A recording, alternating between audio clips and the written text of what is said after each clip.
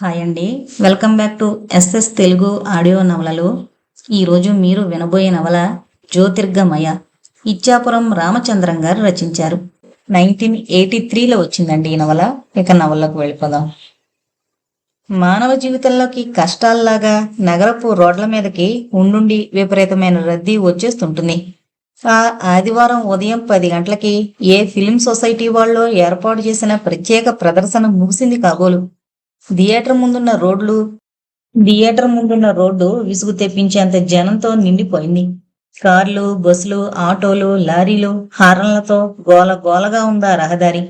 గుమిగూడిన జనం పూర్ణ గర్భిణిలా కదల్లేక కదులుతున్నారు ప్రతి అంగుళము. మహర్షి అసౌకర్యంతో బాధపడుతూ వెనక వాళ్ళు నెడుతుంటే తన ప్రమేయం అట్టే లేకుండానే ముందుకి జరుగుతూ రోడ్డుకి అవతల షాపుల ముందున్న ఆర్కేడ్లోకి చేరుకుని ఊపిరి పీల్చుకోవాలని ఆతృత పడుతున్నాడు. మైక్రోస్కోప్ కింద మజ్జిగ చుక్కలో బ్యాక్టీరియాల ఎంత జనం. జన సందోహం నుంచి బయటపడి స్వేచ్ఛగా ఊపిరి తీసుకోవాలని ఎంత ఆరాటపడుతున్నాడో.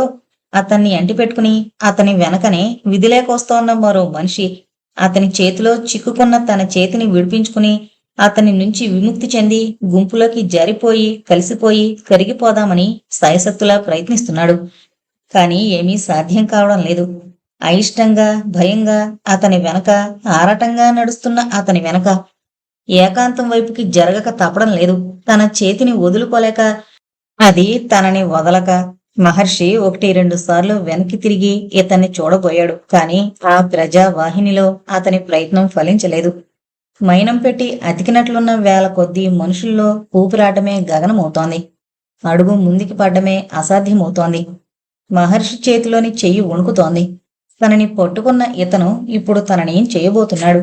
4 తన్ని నలుగురి చేత తన్నించి వదిలేస్తాడా, లేక పోలీసులకు అప్పగిస్తాడా? ఏదైనా కష్టమే.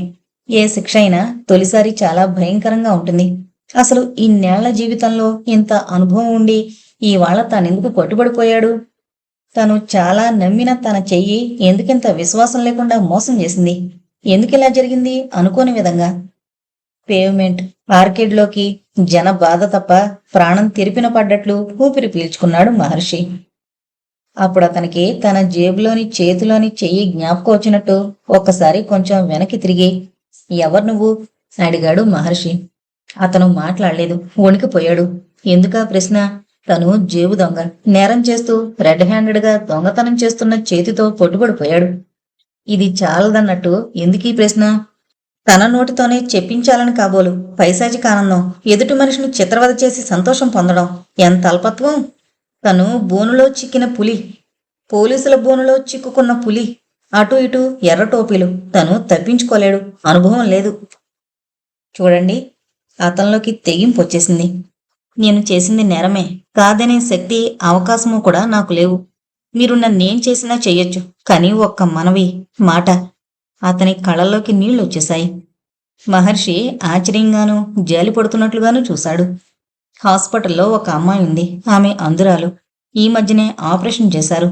ఇప్పుడు ఆమెకి కట్లు విప్పబోతున్నారు. ఆమె మొట్టమొదట దృష్టి రాగానే నన్నే చూడాలని కోరుకుంటుంది. నేను వెళ్లే వరకు ఆమె, డాక్టరు అందరూ ఎదురు చూస్తుంటారు. కావాలంటే మీరు నన్ను శిక్షించండి. దయచేసి పోలీసులకు మాత్రం అప్పగించకండి. బయటపడడం చాలా ఆలస్యమవుతుంది. అందుకని అతను తల ఉంచుకున్నాడు. మహర్షి అతని చెయ్యి వదిలేశాడు. డబ్బు కావాలా? వద్దు, అవసరం లేదు. నా దగ్గరే ఉంది. చాలా నోట్లు తీసి చూపించి డాక్టర్కి ముందే ఇచ్చేశాను అన్నాడు. మరి అలవాటుకి అనవసరాలు సమయాలు ఉండవనుకుంటాను. ఆమెని చూడ్డానికి తొందరగా వెళుతూ నేనిలా చేయడం పొరపాటే. సిగ్గుపడ్డాడు. ఎవరామె? ఒక క్షణం అతను ఆలోచనలో పడ్డాడు. పేరు తెలీదు. ఆశ్చర్యంగా చూశాడు మహర్షి. నీకేమవుతుంది? ఏమీ కాదు, ప్లీజ్, నేను తొందరగా వెళ్ళాలి. మీ పర్సు మీ వద్దనే ఉంది భద్రంగా. కనుక ఈ ఒక్కసారి క్షమిస్తే. బ్రతిమాలుతున్నట్లే చూశాడు. క్షమించడానికి నేనెవర్ని? తెల్లబోయాడతను. ఈయన తనతో ఆటలాడుకుంటున్నాడా? చేజిక్కిన లేడిని పులి ఆటలు పట్టించేటట్లు ఇతను తనని పోలీసులకి పట్టిస్తాడన్నమాట. మీరు నా మాట నమ్మలేదా? దీనంగా అడిగాడు. ఎందుకు నమ్మలేదు? నమ్మాను. నేను వెళ్లేదా మరి? ఆశగా అడిగాడు. అది కాదు, 5 నిమిషాల్లో కారు తీసుకుని కరుణొస్తుంది. నువ్వు తొందరగా వెళ్ళాలంటున్నావు కదా, కారులో డ్రాప్ చేస్తాను. లేదు, నేను చాలా తొందరగా వెళ్ళాలి, ప్లీజ్. సరే, నేను నీతో మళ్ళీ మాట్లాడాలి. ఆ అమ్మాయికి కళ్ళు చేయలేదో తెలుసుకోవాలి. దయచేసి తర్వాత వచ్చి చెప్పవు, బ్రతిమాలుతున్నట్లు అడిగాడు. అలాగే. మరి నీకు నా అడ్రస్ వద్దు? జేబులోంచి విజిటింగ్ కార్డు తీసిచ్చాడు. అతను అందుకొని జేబులో వేసుకుని నమస్కారం చేశాడు. త్వరగా వెళ్ళు, కరుణ కారు తెచ్చేసరికి ఆలస్యం కావచ్చు. అతను ఒకసారి మహర్షి ముఖంలోకి చూసి పరుగులాంటి నడకతో జనంలో కలిసిపోయి బ్రతుకు జీవుడా అనుకుంటూ ఊపిరి పీల్చుకున్నాడు. ఎంత గండం తప్పింది ఇవాళ, తల వెంట్రుక వాసులో పోయేదే. మనుషులు చాలా తక్కువగా ఉంటే జేబులు కొట్టడం ఎంత అసాధ్యమో మరీ కిక్కిరిసున్నా అంత కష్టమే. ఎదురుగా వస్తున్న ఆటో ఆపి ఎక్కాడు. ఆ మనిషి ఎంత అమాయకుడు, తను దొరికినా వదిలేశాడు. ఎవరతను? ఒకసారి విజిటింగ్ కార్డు తీసి చూడాలనిపించింది. మహర్షి, శారదా కాలనీ. ఆ కార్డుని విసిరైపోయి ఆగి మళ్లీ జేబులో వేసుకున్నాడు. సారీ, చాలాసేపటి నుంచి ఎదురు చూస్తున్నారా? మహర్షికి సాధ్యమైనంత దగ్గరగా కారాపి అడిగిందామె, చాలా నొచ్చుకుంటున్నట్లు. తెల్ల చీరలో ఆమె బాగా వికసించిన మల్లెపువ్వులా ఉంది. బాధలేదు, రషాలా ఉంది. అవును, టైటిల్ని బట్టి సైకలాజికల్ పిక్చర్ని కాస్త సెక్స్ అని భ్రమపడ్డట్లున్నారు. విపరీతంగా వచ్చారు జనం, నవ్విందామె కారు తలుపు తీసి పట్టుకుని.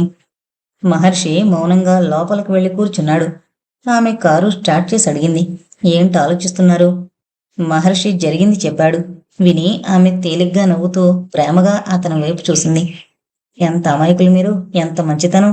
చేతికి దొరికిన దొంగని అలా వదిలేస్తారా? కానీ ఆ అమ్మాయి హాస్పిటల్లో ఇతన్ని చూడాలని ఎదురు చూస్తూ, అది ఒట్టి కథ మాత్రమే, కట్టు కథ. మీరు నమ్మేశారు.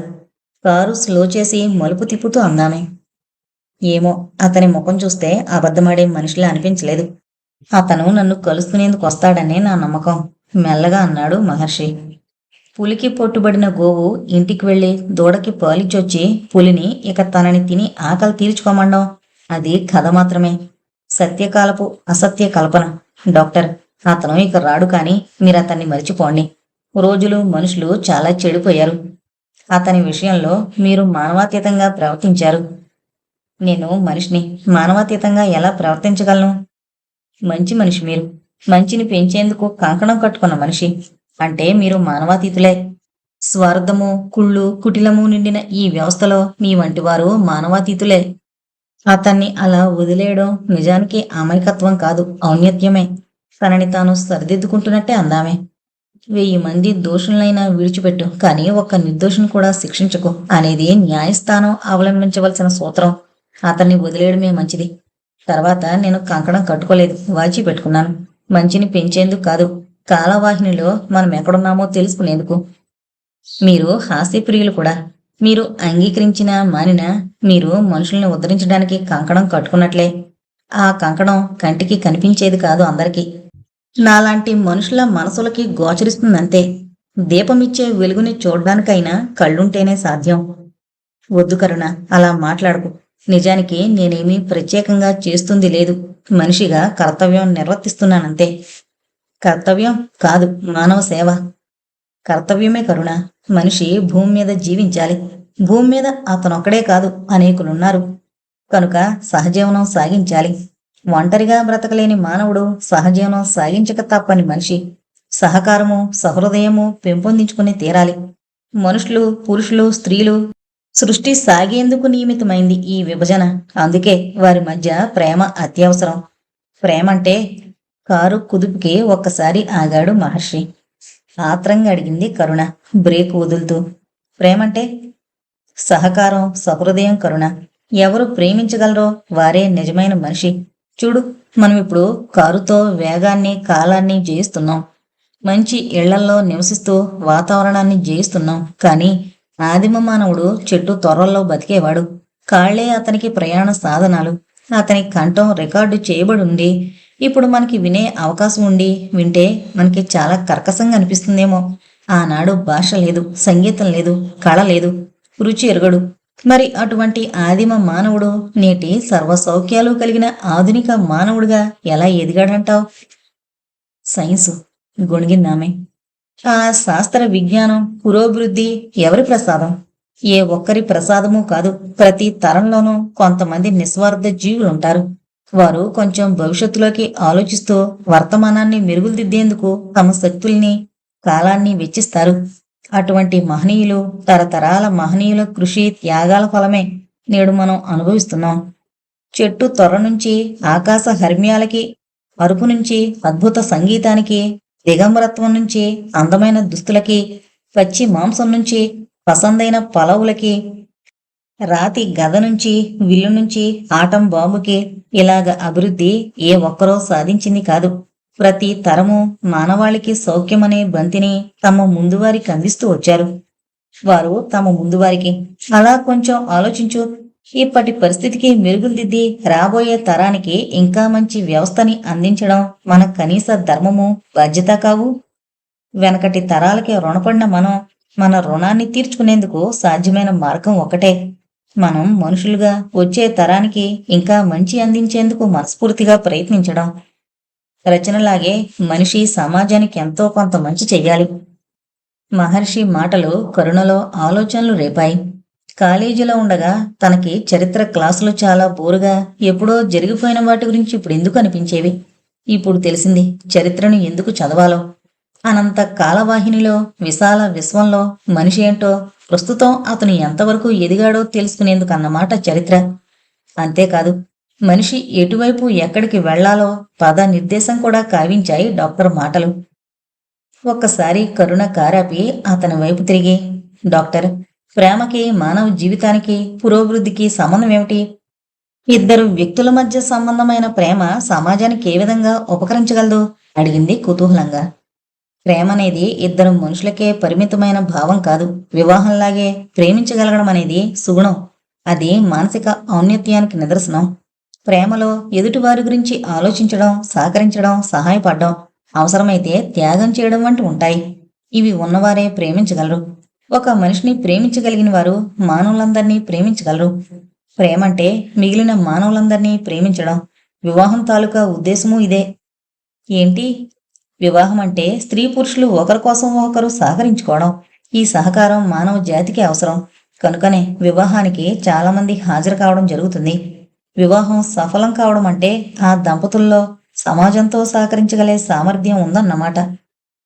పశ్చిమ జర్మనీ ఒక జిల్లాలో వివాహానికి ముందు వధూవరులను రంపంతో ఒక చెట్టు మానుని కొయ్యమనేవారు. ఇరువురి సహకార శక్తి ఇలా తెలుసుకునేవారు. ఒకరితో సహకరించగలిగేవారు అందరితోనూ సహకరించగలరని అంచనా. అందుకే ప్రేమ పట్ల, వివాహం పట్ల సమాజానికి ఒక విధమైన ఆత్రత, శ్రద్ధ.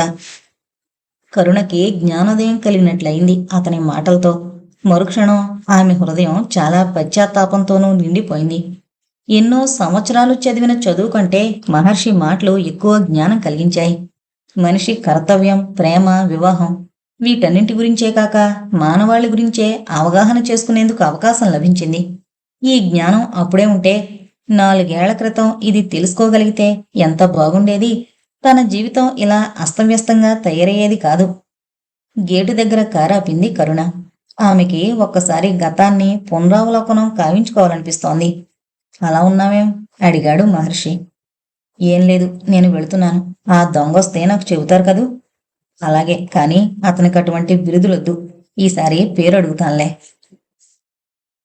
ఆది మానవులు తాము పూజించే చిహ్నాలైన సూర్యుడు, చెట్టు, పాము, రాయి వగేరా గుర్తులను బట్టి ఒక చిహ్నాన్ని పూజించే వాళ్ళంతా కలిసి ఒక తెగ అయ్యేవారు. ఇప్పటి కులాలకి అది మూలం. సుజాత, నువ్వు నా కాంతి రేఖవి, ప్రాణానివి, ఆశవి, సర్వస్వానివి. నువ్వు నన్ను ప్రేమించకపోతే నాకు జీవితమే వ్యర్థం. సుజాతకి అతని మాటలు చాలా విసుగు, కోపము తెప్పించాయి. డిగ్రీ కాలేజీలో చేరినప్పటి నుంచి యోగి తనని జుడ్డులో పట్టుకున్నాడు. ఎంత చెప్పినా వదలడు. ఎన్ని ప్రేమలేఖలు రాశాడో లెక్కలేదు. కాలేజీలో నా పేరేంటో తెలుసా? తెలుసు, మల్లెపువ్వు. అంతేకాదు, నా పేరు నల్లరాయి. కానీ సుజాత, నా శరీర వర్ణం నేను కోరుకొని పొందింది కాదు. ప్రేమ అమాయకము, స్వచ్ఛము, వర్ణభేదం పాటించినంత ఉన్నతం. మేము బ్రాహ్మణం. యోగి, నువ్వు హరిజనుడివి. అతన్ని వదిలించుకునేందుకు కాకపోతే ఆమె ఇంత నిర్మోహమాటంగానూ నిష్కర్షగానూ మాట్లాడేది కాదు. అవును, ఇన్నాళ్ళు యోగి ప్రేమంటూ కలిగిస్తున్న తలనొప్పి తక్కువేమీ కాదు. ప్రేమ కులం లెక్క చేయదు, గుణమే చూస్తుంది. సర్వ పాపహరిణి అయిన గంగ వంటిది ప్రేమ. పవిత్ర ప్రేమ వాహినిలో మునిగితే ప్రేమికులు దేవతలే అవుతారు, కులమతాలకు అతీతులవుతారు. ఆగు, చెవులు మూసుకుందామే చిరాగ్గా. యోగి, నేను నిన్ను ప్రేమించలేను. అదీకాక అందంగా ఉన్న నా మీద నీకు కలిగింది వాంచే కాని ప్రేమ కాదేమో అని నా అనుమానం. నీ ప్రేమ పవిత్రమూ కాకపోవచ్చు, శాశ్వతమూ కాకపోవచ్చు. వయసు వేడి, అందం అనుభవించాలనే తపన కావచ్చు. కాదని నా ప్రేమ బలీయమని నిరూపించుకునేందుకు నన్నేం చేయమంటావు అంటూ దిగువకు చూశాడు. వాళ్ళిద్దరూ కూర్చున్న ఆ వంతెనకి 10-12 అడుగుల దిగువన లోతుగా, గంభీరంగా, వేగంగా ప్రవహిస్తోన్న నది. అతను లేచి వంతెన చివరకు నడిచాడు. నువ్వు లేని నా జీవితం ఎలాగో నిరర్ధకమే సుజాత, మై లవ్. నీ మీద నా ప్రేమను నిరూపించుకునేందుకు ఆ నదిలోకి దూకేయమంటావా? ఆమె వైపు తిరిగి అడిగాడు. సుజాతకు అతని ప్రేమలో విశ్వాసం లేదు. మంచి మార్కులు తెచ్చుకునే తెలివైన యోగి కేవలం తనని బెదిరించి, భయపెట్టి లొంగదీసుకునేందుకే అలాగ అన్నాడేమో తప్ప నిజంగా దూకేసేంత అవివేకి కాడన్న నమ్మకం కొద్దీ దూకే, ఇది సినిమా కాదు అందే నిర్లక్ష్యంగా. ఆమె మాటలు పూర్తి కానేలేదు. Good bye. అతను దూకేశాడు. నీళ్లలో ఒక్కసారి పెద్ద చప్పుడు. అలాగా ఊహించని సుజాత యోగి అంటూ పెద్ద కేకవేసి స్పృహ తప్పి పడిపోయింది. అంతే తెలుసామెకు. తర్వాత అన్నీ కలలోలా జరిగిపోయాయి. దురదృష్టవంతుణ్ణి. నా ప్రేమని పూర్తిగా నిరూపించుకోనీయకుండా ఎవరో బ్రతికించారు. ఇప్పటికైనా మించిపోయింది లేదు. ఈసారి ఇంకా దృఢంగా ప్రయత్నిస్తాను. యోగి బ్రతికినందుకే ఆమెకు గుండెల మీద నుంచి కొండంత బరువు తొలగిపోయినట్లు మహదానందంగా ఉంది. అతనికి ఏమైందో అని తన ప్రాణం ఎంత కొట్టుకుపోయింది అంతవరకు. ఎంత పశ్చాత్తాప పడింది తను. తొందరపాటుతోనూ మూర్ఖత్వంతోనూ అతని ప్రాణం తీసుకుందేమో అని. తన కోసం, తన ప్రేమ కోసం ప్రాణాలు అర్పించేందుకు సిద్ధపడిన మగవాడు. ఆమెకు థ్రిల్లింగ్ అనిపించింది. గర్వం వేసింది. ఆనందం కలిగింది. తన జీవితానికే కొత్త అర్థము, విలువ ఏర్పడినట్లు భావన కలిగింది. వద్దు యోగి, వద్దు. కంగారుగా అతని నోటిని వేళ్లతో మూసిందామె. I love you. నా ప్రాణం కంటే అధికంగా నిన్ను ప్రేమిస్తున్నాను. ఈ ప్రపంచంలో నువ్వు తప్ప నాకేమీ అక్కర్లేదు. నా జీవితం, నా ప్రాణం, నా ప్రేమ, నా సర్వస్వము నీవే. ఉద్వేగంగా అందామె, తొణికిసలాడుతున్న హృదయంతో. ఆమె మనసు ప్రేమతో పొంగి పొరలుతోంది. ఆమె చేతితో పాటు ఆమెని స్వీకరించే ధన్యోస్మి సుజా. ఈనాళ్లకు నా జీవిత ధ్యేయం నెరవేరబోతోంది అన్నాడు. అతని కౌగిలిలో ఆమె ఒళ్ళు మరిచిపోయింది. అతని ప్రేమ మాధుర్యంలో ఆమె అన్నీ మరిచిపోయింది. తన బ్రాహ్మణ వంశాన్ని, కుటుంబ గౌరవాన్ని, తండ్రిని, తల్లిని, చెల్లెల్ని, అన్నింటినీ, అందరినీ మరచి యోగితో వెళ్ళిపోయింది. ఆమెకి యోగి తప్ప ఇంకేమీ అక్కర్లేదు. విశాఖపట్నం సముద్ర తీరానికి దగ్గరగా చిన్న ఇంట్లో వాళ్ళిద్దరూ సహజీవనం సాగించడం మొదలుపెట్టారు. ఆ కొత్త దాంపత్యం ప్రేమైక జీవనానికి ప్రతీక. వెన్నెలలో సముద్ర తీరానికి పరిగెత్తి అక్కడ వెండి రజనులాంటి ఇసుకనే సయ్యగా భావించి, శరీరాలు మరచి, సర్వము విస్మరించి, మన ప్రేమ ఆ సముద్రమంత విశాలం, అనంతము, శాశ్వతము అనుకుంటూ స్వర్గాన్ని చెవిచూసేవారు. సర్వసాధారణంగా యవ్వనపు ప్రేమకి శరీరాలే అవధి. ప్రేమికులకు ఒకరి శరీరం ఒకరికి తీరని దాహం, ముగియని మోహం. ఆ తృష్ణ నిరవధి. అతనామెను తన బిగి కౌగిలిలోకి తీసుకుని, అద్దంలోకి చూడు సుజా. నా నల్లని కౌగిలిలో తెల్లని నువ్వు, నీలి ఆకాశంలో మెరిసిన మెరుపువి. చూసావా, ప్రేమ నాకు కవిత్వం నేర్పుతోంది. నవ్వేవాడతను. హిమాలయాలంత ఉన్నతమైంది నీ ప్రేమ. ఆ ఔన్నత్యం ముందు నేనంతా. తన కోసం ప్రాణాలనే త్యాగం చేయబోయిన అతని ప్రేమకి సాటిగా తనని తాను అర్పణ చేసుకోవాలని, అంకితం కావాలని ఆమె తహత. అతను ఆమె సుఖం కోసమే ఆరాటపడేవాడు. ఒకరి కోసం ఒకరు.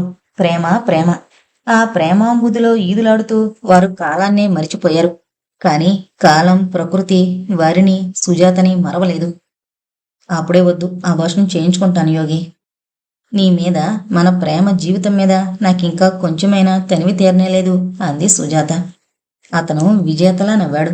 వద్దు సుజాత, మన ప్రేమ ఫలం పెరగని. ఎంత అందంగా ఉంటుందో చూద్దుగాని. ప్రేమకేముంది, ఎప్పటికైనా అవకాశం ఉండనే ఉంటుంది. యోగి కోసం ఆమె తన ప్రయత్నాన్ని విరమించుకుని అమ్మయ్యేందుకు సిద్ధపడింది. నిజానికి తనకంత తొందరగా తల్లి కావడం ఇష్టం లేకపోయినా, తల్లి కావడం స్త్రీకిచ్చే సంతోషం కంటే తండ్రి కావడం పురుషుడికిచ్చే గర్వము, ఆత్మవిశ్వాసాలే అధికమేమో. 5వ నెల దాటాక కడుపులో పెరుగుతున్న సృష్టి కోసం తన సుఖాలను, యోగికిచ్చే సుఖాలను త్యాగం చేయవలసి వచ్చి విసుగు, బాధ కలిగేవి. సృష్టి త్యాగాలను కోరుతుంది దంపతుల నుంచి. యోగి కోసం భరించింది. కానీ 7వ నెల నుండి వారం కూడా కాకముందే పనుంది. ఒకసారి మా ఊరు వెళ్ళొస్తా అన్నాడు యోగి. సుజాతకి ఏడుపు వచ్చేసింది. యోగి, నువ్వు కంటికి కూడా దూరమైతే నేను భరించలేను, బ్రతకలేను. అతను నవ్వి వెళ్ళిపోయాడు. ఇంకా తన జీవితం చీకటమయమైపోయింది. అతను వచ్చే వరకు అన్నం తినకుండా ఎదురు చూసింది. కడుపులోని సృష్టిని కూడా పట్టించుకోక 2, 3, 4, 5వ రోజున ఎదురు చూసి చూసి సొమ్మసిల్లిపోయే క్షణంలో పోస్ట్ మ్యాన్ పిలుపు, రిజిస్టర్ ఉత్తరం యోగి నుంచి. ఒక్కసారి యోగి రాత చూడగానే ఒంట్లోకి ఎక్కడి నుంచి వచ్చిందో అంత శక్తి. ఆత్రంగా ఉత్తరం తెరిచింది. బరువైన ఉత్తరం. అవును, యోగికి తనంటే అంత ప్రేమ. ఆ ప్రేమనంతటినీ కాగితం మీద ఎలా పెట్టాడో. సుజాత, ఈ ఉత్తరం చదివే ముందు షాక్ అవ్వకుండా ఉండేందుకు తగిన గుండె నిబ్బరం తెచ్చుకో. ముందే హెచ్చరిస్తున్నాను, నీ మీద కొంచెం మిగిలిన జాలితో. శివలంకలో రాగిణి హరిజనుల అమ్మాయి. ఆమెకు పెళ్లిడొచ్చి అందంతో మిసమిసలాడుతోంది. ఆమె కుటుంబం రామశాస్త్రికి వెట్టి చాకిరీ చేస్తోంది. రాగిణికి సంబంధం కుదిరి వారం రోజుల్లో పెళ్లి కాబోతున్న రామశాస్త్రి పొలంలో పనులకు వెళ్ళింది. పనికొచ్చిన రాగిణిని తేరిపారా చూశాడు వాడు. ఎంత ఎదిగిపోయావే, చిన్న గుంటవిగా ఉండి లాగేసుకుని నా కళ్ళ ముందు తిరుగుతున్నట్టే ఉందింకా. ఎన్ని అందాలొచ్చాయి నీకు. చేయి పట్టుకున్నాడు. మీరు బేమలో నన్ను అంటుకుంటే మైలు పడతారు, నేనట్లాంటి దాన్ని కాను. బ్రతిమాలింది రాగిణి. ప్రాయశ్చిత్తం చేసుకుంటాను కానీ నిన్ను కౌగులించుకోకుండా ఉండలేను. గంగ జల్లుకుని స్నానం చేస్తానులే సంధ్యకి. ముందుకురా. పాకలోకి లాక్కుపోతున్నాడు వాడు. వద్దు బాబు, నాకు మనువు కుదిరింది, నేనట్లాంటి దాన్ని కాను. ఏడుస్తోంది రాగిణి అతని పాదాల మీద పడి. మనువు కుదిరిందే, మరీ మంచిది. మళ్ళీ అవకాశం వస్తుందో రాదో. రారా. వద్దు బాబు, మీ పాదాలు అట్టుకుంటాను, నన్ను మైలపరచకండి, మీరు మైల పడకండి. పతివ్రత కబులు చెబుతావేమే కడజాతిదానా, నా స్పర్శకి నీకు పవిత్రత వస్తుంది. వేదవేషాలు వేయకు. జంధ్యం సవరించుకుంటూ రాగిణిని ఏడవనీయకుండా నోరు నొక్కి, నా పొలంలో పండిన పంట నా అనుభవానికి రావాలి, నా కూలివాళ్లు అందంగా ఉంటే నా కౌగిట్లోకి రావాలి అంటూ ఆమెని ఆక్రమించుకుని చెరిచాడు. ఆ రాత్రి రాగిణి చెరువులో పడి చచ్చిపోయింది. ఈ నేరానికి సాక్షి లేడనుకున్నాడు రామశాస్త్రి. కాని ఆ సంఘటనని ప్రత్యక్షంగా చూసి ప్రతి మాట విన్న సాక్షి ఒకడున్నాడు. అప్పుడతనికి 8 ఏళ్లు. జరిగిందేంటో తెలీదు, విన్న మాటలకు అర్థాలు తెలియవు. కాని అవన్నీ అతని మెదడులో స్ఫుటంగా ముద్రింపబడి మిగిలిపోయాయి. ఆ చిన్న మెదడు పెద్దదవుతున్న కొద్దీ అవి క్రమక్రమంగా అర్థమవుతూ అతని జీవితాన్ని శాసించి వదిలాయి. అతని మనసులో రామశాస్త్రి పట్ల పగ, ద్వేషం, కసి. అవి తీర్చుకునేందుకు అతను చదువుకున్నాడు. రామశాస్త్రి గుండెల్లో అగ్నిగుండాలు రేగాలి. రాగిణికి చేసిన అన్యాయానికి ప్రతీకారం చెయ్యాలి. ఇది అతని జీవిత ధ్యేయం. అతనితో పాటు ఆ జ్వాలలు పెరిగాయి. సుజాత, అందుకే నిన్ను ప్రేమించినట్లు నటించాను. నీకోసం మరణిస్తానని ప్రవాహంలో దూకిన నాకు ఈతొచ్చు. ఇప్పుడు నువ్వు గర్భవతివి. నేను మళ్ళీ నీ ముఖం చూసేది లేదు. మీ నాన్న దగ్గరకు వెళ్ళు, ఆయనే నీకు ఆశ్రయం ఇవ్వాలి. ఇచ్చి అగ్నికి ఆశ్రయం ఇచ్చిన కట్టిలా నిన్ను చూస్తూ నీ జీవితాన్ని, కర్మని చూస్తూ అనుక్షణం నరకం అనుభవించాలి. ఆయన చేసిన అత్యాచారానికి, అక్కయ్యకి చేసిన అన్యాయానికి ఇది తక్కువ శిక్షే. చెప్పు, నాన్న, నువ్వు బ్రాహ్మణుడువని, రాగిణి మాలదని ఆనాడు పల్లెలో ఆమెను అవమానించావు. దానికి ఫలితంగా నన్నీనాడు హరిజనుడే కుక్కలు చింపిన విస్తరి చేసి వదిలాడు. నువ్వు చేసిన నేరానికి నేను శిక్ష అనుభవించాలా? నాకు దారి చూపు అని అడుగు. మాలవాడు మనిషి అని, అటు మంచితనానికి ఇటు కఠినత్వానికి బ్యామర్లకేం తీసిపోడని తెలియజేయి. మాలమాదిగలంటే ఆ మరణానంతరము మోకాళ్ల మీద మోకరులుతూ బ్రతికే జాతి కాదని, వాళ్ళు వాళ్ల కాళ్ల మీద వాళ్ళు నిలబడగలరని మీ నాన్నకి కనువిప్పు కలగజేయడమే నా ఉద్దేశం. బిడ్డని కనక తప్పదు. ఇది నా ప్రణాళికే. నువ్వు నేడో రేపో కానే బిడ్డ అచ్చంగా మాలాగా నల్లగా మా మాలమాదిగా వారసత్వం పుణికిపుచ్చుకొని మీ బ్రాహ్మణ కుటుంబంలో తిరుగాడాలి. మీ నాన్న తన దేవతార్చన గదిలోకి వచ్చేసే ఈ మాల మనవణ్ణి చూసి చేసిన తప్పు మనసులో కత్తిలా దిగబడుతూ గతం గుర్తు చేస్తుంటే కుమిలి కుమిలి పోవాలి. బ్రాహ్మణ వంశానికే మచ్చలా ఉన్న ఈ మనవణ్ణి తను చేసిన వెధోపానికి పోవై జీవితమే కోల్పోయిన నిన్ను చూస్తూ ఆ సద్బ్రాహ్మణుడు అనుక్షణము అంతులేని నరకం అనుభవించాలి. అప్పుడైనా మా అక్కయ్య రాగిణి ఆత్మ శాంతిస్తుందేమో. అర్థమైందనుకుంటాను నేను నిన్ను ప్రేమించినట్లు ఎందుకు నటించాను. నా ప్రేమ అబద్ధం, అద్భుతమైన నటన. నాలో పొగలు సెగలు కక్కే పగకి పంచదార పోత. నిన్ను గర్భవతిని చేయడంతోనే నా జీవిత ధ్యేయం నెరవేరింది. నువ్వు తల్లివి కావాలి మా మాల బిడ్డకి. అందుకే గర్భవిచ్ఛితికి అంగీకరించలేదు. మా హరిజన వారసుడు మీ నాన్న గుండెల్లో శూలం కావాలి. మా అక్కయ్యకి ఆత్మశాంతి లభించాలి. అందుకే ఇంత కథ నడిపాను. సమర్థవంతంగా కథ ముగిసింది. నాకు సంతోషంగా, నీ మీద కొంచెం జాలిగా ఉంది. కానీ ఏం చేసేది? ఇంకా నేను మళ్ళీ నీ ముఖం చూసేది ఎలాగూ లేదు. నువ్వు మీ ఇంటికి, మీ నాన్న దగ్గరికి వెళ్ళిపో. యోగి. ఆమెకు కళ్ళు చీకట్లకు అమ్మాయి. ప్రపంచం తిరిగిపోతున్నట్లు అనిపించింది. అన్యాయం యోగి, అన్యాయం. ఇదంతా అబద్ధం. నేను నమ్మను. నువ్వు నన్ను ప్రేమించావు. ఇలా చేయలేవు.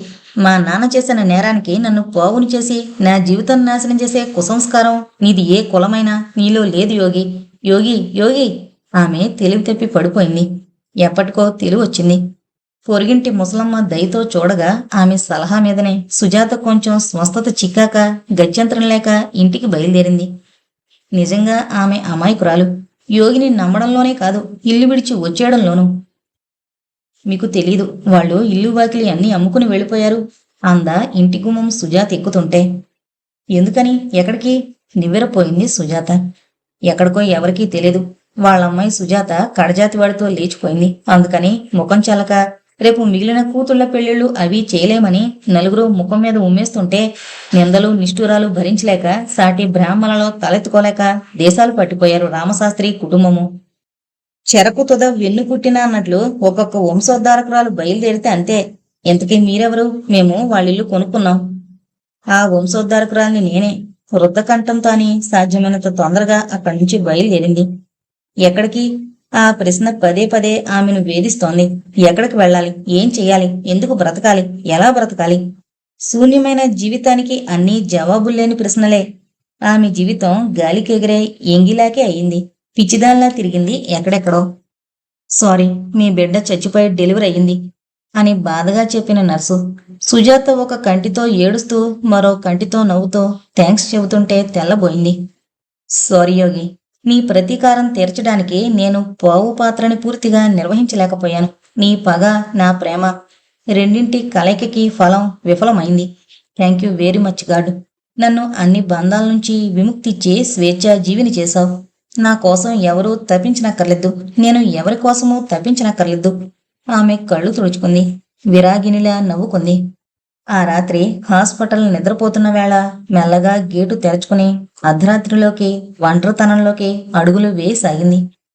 తుఫాన్ల అనంతరం ఆకాశంలా ఆమె హృదయం తేటగా ఉంది. మనసు నిర్మలంగా నిర్వికారంగా ఉంది. ఆమె శరీరం కూడా తేలికపడింది. ఆమె మెల్లగా నది ఒడ్డుకొచ్చింది. వంతెన మీదకు దిగువన నీరు ప్రవహిస్తోంది గలగల్లాడుతూ. ఎక్కడో లోతున చీకట్లో పారుతున్నాయి నీళ్లు. ఆమె వంతెన చివరకు వెళ్లి రాడ్డు పట్టుకుని తొంగి చూసింది. ఏమీ కనిపించలేదు, శూన్యం తప్ప. తన జీవితంలాగే అనుకుంది మనసులో. ఆమెకెందుకో కళ్లల్లోకి నీళ్లొచ్చాయి. చావంటే భయపడుతున్నావా? నిజానికి నేను బ్రతికంటే భయపడాలి. జీవితంలో ఏం మిగిలిందని, ఏం చూసుకుని, దేని మీద ఆశ నిలుపుకుని బ్రతకాలి. ప్రేమ పేరిట మోసపోయి కన్నవారిని దగా చేసి ఏం దిక్కుమాలిన జీవితమిది? సమాజానికి వెక్కిరింతలా ఎందుకు మిగలడం? సుజాత రైలింగ్ మీద నుంచి నదిలో కొంగింది. తను తన వారిని నాశనం చేశానని, ప్రపంచాన్ని పాడు చేశానని అనుకుంటూ విచారించడం మొలం ఖాళీ. అందరూ తన మీద కుట్ర పన్ని తనని వంచి నాశనం చేశారనుకుంటూ ప్రపంచాన్ని తప్పుబట్టడము, నెపం వేయడము పారోనియా. చూడండి, మీరు సాధ్యమైనంత త్వరగా ఈ రెండు భావాల నుంచి బయటపడాలి. మెదడుని, మనసుని నిర్మలంగా పరిశుభ్రంగా ఉంచుకోవాలి. దేనికి? జీవించడానికి, సవ్యంగా జీవితం సాగించడానికి. ఏముందని ఈ జీవితంలో? ఏం లేదు ఈ జీవితంలో? ఎదురు ప్రశ్న వేశాడు మహర్షి. ఆమె తెల్లబోయింది. అసలు జీవితం అంటే ఏంటి? అతను నవ్వాడు. ఎవరి జీవితానికి వారే అర్థం తెలుసుకోవాలి. మీరు తెలుసుకుందరు గాని నాతో రండి. మంచికి కీడు జరగకుండా సాధ్యమైనంత వరకు కీడుకి మంచి చేయడానికి ప్రయత్నిస్తూ తోటి మనుషులతో కలిసి సహజీవనం సాగించడం. ప్రస్తుతానికి జీవితం అంటే ఇంతే అనుకోండి. మీరెవరు? మీలాంటి మనిషిని, భూమి మీద మిగిలిన మనుషుల్లో ఒకటిగా అందరితో పాటు జీవిస్తున్న జీవిని. ప్రేమించి మోసపోయి నిరర్ధకము, నికృష్టము అయిన బ్రతుకు తప్ప ఏమీ మిగుల్చుకోలేని ఈ అభాగ్యురాల్ని మీరు రక్షించడమే పొరపాటు. మీతో తీసుకువెళ్లడం ఇంకా పొరపాటు. అగ్నికి ఆశ్రయమిస్తే హారతి కర్పూరమే అంతరించిపోతుంది. ఏ మనిషి అభాగ్యులు కారు, ఏ జీవితము నిరర్ధకమూ కాదు. మరో దీపాన్ని వెలిగించి తాను వెలుగు నిలుపుకునే దీపమే మానవ జీవితం. సృష్టిలో నిరుపయోగమైంది, నిరర్ధకమైంది ఏమీ ఉండదు. రాత్రి చీకటి అనంతరం ఉదయం వెలుగొస్తుంది. నిజానికి మంచి చెడులాగే చీకటి వెలుగు కూడా పరస్పర విరుద్ధాలు కావు. ప్రవాహపు రెండు పక్కల అంచులు కెరటం ఎగసిపడుతుంది, కొంగను కుంగుతుంది. జీవితము అంతే. కరుణ, దయచేసి నాతోరా. జీవితానికి అర్థం తెలుసుకుందువు గాని, జీవితం ఎంత ఉన్నతమైందో చూద్దువు గాని. కరుణ, నా పేరది కాదు. నువ్వు దురదృష్టవశాత్తు జీవితంలో తొలి భాగంలో చీకటిని చూసావు, ఇక వెన్నెల్ని చూడబోతున్నావు. గతం గుర్తుకు రానంతగా మరిచిపోవాలని నా కోరిక. అవునా? నీకిది పునర్జన్మ, అందుకే నువ్వు కరుణవి. నీకు ఎదురయ్యేది కొత్త జీవితం, నువ్వు కొత్త మనిషివి. ఆ మాటల్లో ఏదో మహత్తరమైన శక్తి ఉంది. మనసుని మృదువుగా నిమిరి మనిషిని మంచిగా వశం చేసుకునే ప్రభావం ఏదో ఉంది. అసలు ఆ ముఖంలోనూ కళ్ళల్లోనే ఏదో చిత్రమైన గమ్మత్తుంది. అందుకే ఆయన అడగకపోయినా తను తన చరిత్ర చెప్పుకుంది. అలా చెప్పుకుంటుంటే తనకేంటో శాంతి లభించింది. 5 అడుగుల 5 అంగుళాలు, పొట్టి పొడవు కాని విగ్రహం, శరీరంలో అనవసరపు కండలు మాంసము లేకుండా ఆరోగ్యంగా ఉన్న మనిషి, మంచి రంగు, 50కి 60కి మధ్య వయసు, కళ్ళల్లో విజ్ఞానపు వెన్నెలలు, అనుభవపు గంభీరత, వేదాంతము, దయతో పాటు చిరు చిలిపితనం, నవ్వుతున్నట్లుండే పెదవులు. అతనిలో ఏదో ఉంది, ఎదుటివారిని సమ్మోహనపరచగలిగే శక్తి. మీరెవరు? పేరు? మహర్షి నా పేరు. డాక్టర్ని. పెద్ద ప్రాక్టీస్ ఏమీ లేదు, ఒంటరిగా మిగిలిపోతుంటాను అప్పుడప్పుడు. అటువంటి సమయాల్లో ఇలా తిరుగుతుంటాను నిద్రొచ్చే వరకు. మీరు నాతో వస్తున్నట్లే కదా? అడిగాడతను కారు వద్దకు నడుస్తూ. ఎందుకో తెలీదు, తన నొసట ఇంకా ఏం రాసిపెట్టుందో ఊహకైనా అందడం లేదు. అయినా ఏంటో ఆశ, కుతూహలం తనకి తెలియకుండానే అతని వెనక నడిచింది. మహర్షి పేరులాగే మనిషి చిత్రమైనవాడే. శరీరానికొచ్చే అనేక వ్యాధులకి మూలం మానసిక అనారోగ్యం. మనసు మెదడుకి మూలం. మంచి ఆరోగ్యవంతమైన ఆలోచనలు శరీరానికి మంచి ఆరోగ్యాన్నిస్తాయి అంటూ హితబోధలు చేస్తూ మందులకు చికిత్సకి ఎక్కువ ధర పెట్టని డాక్టర్ మహర్షి ఆధునిక ఫ్యాషన్ రోగులకి ఒట్టి బోరు. అతని దగ్గర వైద్యం పొందామన్నా ఎవరూ గొప్పగా భావించరు. ఒక్క ముక్కలో డాక్టర్ మహర్షి బడాయి డాక్టర్ కాదు. అతని గొప్పతనం సామాన్య ప్రజలకు అందేది కాదు, అర్థమయ్యేది కాదు. ఎవరో తప్ప చదవని మంచి పుస్తకం లాంటిది అతని విషయం. మొదట్లో కరుణకి చాలా అనుమానాలు కలిగాయి అతని గురించి.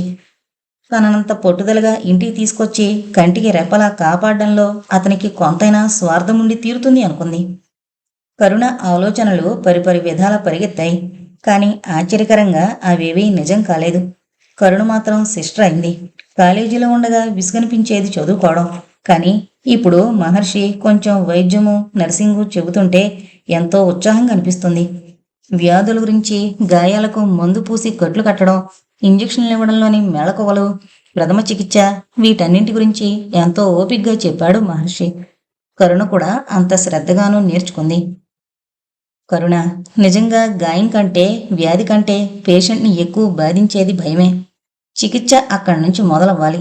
పేషెంట్కి నీలో నమ్మకము, స్నేహము ఏర్పడిందో నువ్విచ్చే మందులు అమృతంలా పనిచేస్తాయన్నమాటే. సంకీర్ణము, కల్మషము అవుతున్న ఆధునిక కాలంలో అనేక వ్యాధులు మెదడు నుంచో మనసు నుంచో కలుగుతున్నవే. మెదడు మనసు ఒకటి కావా? మైండ్. మనసుకి మెదడు మూలం కాదు, పరికరం మాత్రమే. బ్రెయిన్ కంటికి కనిపిస్తుంది, మనసు అదృశ్యంగా ఉంటుంది. దీనికంటే అద్భుతము, ఆశ్చర్యము, అత్యంత శక్తివంతము మరొకటి లేదు. స్వర్గము, నరకము. మీరు వాటిని నమ్ముతారా డాక్టర్? ఆశ్చర్యంగా చూసిందామె. మహర్షి నవ్వి, మనసుని నమ్మేవారంతా స్వర్గ నరకాలను నమ్మి తీరవలసిందే. అవి ఉన్నది మరణానంతరం మరో ప్రపంచంలో కాదు, ఇక్కడే, జీవితంలో, మనిషి మనసులోనే. ఈ చిన్న నిజం మీద ఆధారపడే రకరకాల వైద్య విభాగాలు, పరిశోధనలు అభివృద్ధి చెందాయి. విశాల విశ్వం తాలూకా కీలకమంతా మనిషి మనసులోనే ఉంది. కరుణ, పంటి నొప్పితో వచ్చిన రోగికి బొటన వేలి, చూపుడు వేలికి మధ్య సరైన చోట నొక్కితే పంటి నొప్పి అదుపులోకి వస్తుంది. అలాగే మనసుని ఆరోగ్యంగా ఉంచితే శరీరము ఆరోగ్యంగా ఉంటుంది. అయితే డాక్టర్, తుంటిన కొడితే పళ్ళు రాలయండం? సందేహంగా చూసింది కరుణ. చిన్నపిల్లవాళ్ల పొక్కున నవ్వాడు మహర్షి. ఎంత నిర్మలంగా, నిష్కల్మషంగా, ఆకర్షణీయంగా ఉందా నవ్వు. కరుణకి అర్థమైనట్లు అనిపించింది. అమెరికాలో 60 దాటిన మగవాళ్ళని అందమైన 16 ఏళ్ల అమ్మాయిలు ఎందుకు ప్రేమిస్తున్నారు? ఒక్కసారి ఆమెకు డాక్టర్ మహర్షి తన భయాల్ని నిజం చేస్తే బాగుండనిపించింది. అతని వైపు ఆరాధిస్తున్నట్టు చూసింది. డాక్టర్, నర్సు కావాలంటే ఇవన్నీ తెలుసుకోవాలా? మంచి నర్సు కావాలంటే తెలుసుకోవాలి. కరుణ, చూడు, నువ్వు మళ్ళీ మరో నైటింగేల్వి కావాలి. తప్పకుండా ప్రయత్నిస్తాను డాక్టర్. ఉద్వేగంతో వాగ్దానం చేస్తున్నట్లే అందామే. నిజంగా అలాగే దీక్షగా పని నేర్చుకుంది. మొదట్లో పేషెంట్ల బాధలు, కేకలు భయం కలిగించేవి. రక్తము, చీము అసహ్యం వేసేవి. కానీ అన్నింటికీ అతి త్వరగానే అలవాటు పడిపోయింది. మొదట్లో పేషెంట్ల మాటలు, కథలు వినడం విసుగ్గా ఉండేవి. కానీ డాక్టర్ మాటలు జ్ఞాపకం వచ్చేవి అటువంటప్పుడు. కరుణ, ప్రపంచంలో జనాభా పెరుగుతున్న కొద్దీ చిత్రంగా మనిషిలో ఒంటరితనం ఎక్కువవుతుంది. జీవన విధానం వేగం పెంచుకోవడంతో మనిషికి తన మనసుని మరో మనిషితో పంచుకోవడం కష్టమవుతోంది. ఇక్కడే మనం సహకరించాలి. కో కౌన్సిలింగ్ గురించి నీకేమైనా తెలుసా? తెలీదు, చెప్పండి. ఇద్దరు మనుషులు ఒకరితో ఒకరు మనసు విప్పి మాట్లాడుకుంటారు. రహస్యమనేది ఉండకుండా చెప్పుకుంటారు. బాధలు, భయాలు, ఇష్టాలు, అయిష్టాలు, కోరికలు, ఆశలు, ఆశాభంగాలు అన్నీ వారి మనసు ఖాళీ అయి తేలిక పడేలా చెప్పుకుంటారు. అలాగే ఓపిగ్గా, సహృదయంతో, చిత్తశుద్ధితో ఎదుటివారు చెప్పేది వింటారు. దీనివల్ల ఒంటరితనం జయించబడుతుంది. హృదయం నిర్మలమవుతుంది. ఎలాగా? వారిద్దరి మధ్య పటుత్వమైన సంబంధం ఏర్పడుతుంది. అతను అక్షరాల స్నేహితుడవుతాడు. విశ్వసనీయమైన స్నేహం లభిస్తుంది అతనికి. దాని శక్తి తక్కువేమీ కాదు. ఒక విధంగా కన్సెషన్. కానీ దేవుడు, భక్తి వన్ వే ట్రాఫిక్ ఏమో కానీ ఇక్కడ మిత్రుడు తనలాంటి మనిషే కావడంతో ఎక్కువ నమ్మకం కలుగుతుంది. ఆఫ్టర్ ఆల్ దేవుణ్ణి మనిషిలోనే చూడడం అన్నమాట. మహర్షి మాటలు గంభీరంగానూ కర్ణపేయంగానూ ఉంటాయి. ఆలోచించగలిగే కొద్దీ వాటిలో కొత్త అర్థాలు గోచరిస్తాయి. తను మహర్షి మలిచిన మనిషేమో. అన్ని విధాల కరుణ మంచి నర్స్ అయింది అనతి కాలంలోనే. ఆమె రోగుల పాలిట దేవత. సిస్టర్ అని పిలవలేని వారు ఆమెని కరుణమ్మ అని పిలుస్తారు. ఆమెకు డ్యూటీ సమయం అంటూ లేదు. డాక్టర్ ఆమెకి క్వార్టర్స్ ఇచ్చాడు. జీతం కూడా నిర్ణయించాడు. నిజానికి కరుణకి 2 ఏర్పాట్లు అయిష్టమే. అయినా డాక్టర్ మాటకి ఎదురు చెప్పలేకపోయింది. ఒంటరిగా ఉండే డాక్టర్కి సాధ్యమైనంత సహాయం చేయాలని ఆమె అభిష్టం. ఒంటరిగా ఉండే ఆమె వీలైనంత వరకు నర్సింగ్ హోంలోనే గడుపుతూ ఉంటుంది. ఆమె తనకి తానే ఆశ్చర్యార్థకంలా అయిపోయింది. పేషెంట్ల మధ్య తప్ప ఆమెకి తోచదు. వారి మాటలు వింటూనో, వారికి సేవ చేస్తూనో ఉంటే తప్ప ఆమెకి కాలం గడవదు. వాళ్ళందరూ తన కోసం ఆరాటంగా చూస్తారు. తనకింత ప్రాముఖ్యత వచ్చిందా? తన జీవితానికింత ప్రయోజనం ఉందా? పేషెంట్లు డిశ్చార్జ్ అయి వెళుతూ కరుణని కౌగిలించుకుని కన్నీరు పెట్టుకుంటారు. ఆత్మీయుల్ని విడిచి వెళ్లవలసి వస్తున్నట్లు ఆమెకి హృదయం ఆర్ద్రమవుతుంది. వారిని వదల్లేక వదల్లేక వదులుతుంది. 1000 జాగ్రత్తలు చెప్పి మళ్ళీ కొత్త పేషెంట్లు, కొత్త బంధాలు, కొత్త అనుబంధాలు. వారి బాధలన్నీ ఆమెవి. వారి గాథలన్నీ ఆమెవి. నదిలో అలల్లాగా, మదిలో కలల్లాగా ఇదే నిరంతర స్రవంతే. జీవితం అర్థమవుతున్నట్లనిపిస్తుంది. ఆమె హృదయం తృప్తితో నిండుతుంది. తను నిరర్ధక జీవి కాదు. అడవి పువ్వు కాదు. ఈ ప్రపంచానికి పనికిరాని వస్తువు కాదు. తన ఉనికికి, మనుగడకి ఉపయోగం ఉంది. ఆనందంతో నిట్టూరుస్తున్నామే. ఆమెకి తీరికనేదే ఉండదు. ఎప్పుడో ఏ అర్ధరాత్రో హఠాత్తుగా మెలకు వస్తుంది. శరీరము, హృదయము ఏదో చెప్పలేని తపనతో కొట్టుకుంటుంది. గతం గుర్తుకొస్తుంది చేదుగా, బాధగా. యోగి పకపక నవ్వినట్లయి త్రుళ్ళిపడుతుంది. ఒకసారి ఈ విషయమే మహర్షి దగ్గరంటే ప్రేమ, పగ వ్యతిరేకాలు కావు. ఒకే తాడుకి 2 కొసలు. ప్రపంచం విశాలమైంది కరుణ. నువ్వు ప్రేమించగలవు. ప్రపంచాన్ని ప్రేమించు. నీ ప్రేమను విశాలం చేసుకో అన్నాడాయన. మిగిలిన సమయాల్లో ఆయన చెప్పిన మాటల్లా తీయగాను, అద్భుతంగాను అనిపించలేదు సరికదా. విసుగు కలిగింది. అనుభవము, అర్థము లేని మాటల్లా తేలిగ్గా అనిపించాయి. ప్రపంచాన్ని ప్రేమించడమేమిటి?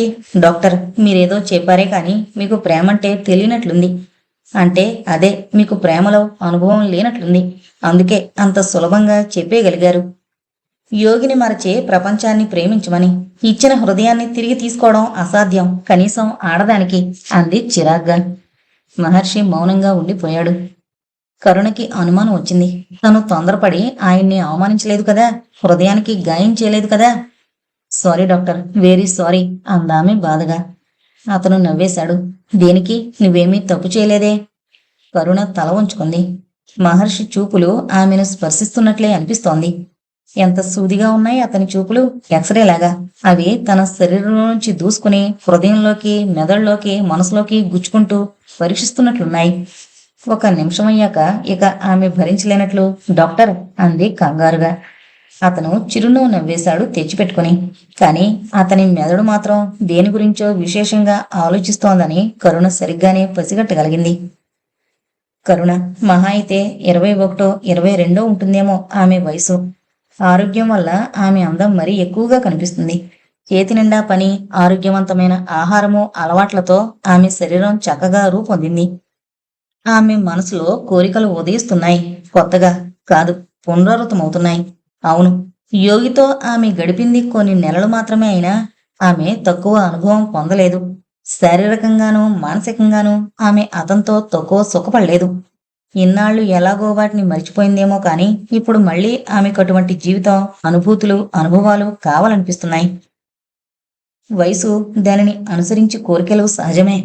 ప్రపంచాన్ని తను ప్రేమించడం కాదు, తనని ప్రేమించేవారు కావాలని ఆమె తపిస్తోంది. ఆమె వయసుకి, పరిస్థితులకి అది సహజమే. కరుణ జాలిగా పిలిచాడతను. ఆర్ద్రత నిండిన ఆ పిలుపుకి ఆమె హృదయం కరిగి కళ్ళలోకొచ్చింది. క్షమించరు నన్ను, దీనంగా వేడుకుంటూ అతని పాదాలపై వాలిపోయింది.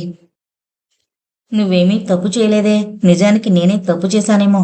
మనిషికి ప్రేమ లభిస్తేనే ప్రేమించడం ప్రారంభించగలదు. ఇది మరచి నిన్ను శాసించాను. లేదు డాక్టర్, లేదు, మీరు నన్ను శాసించలేదు.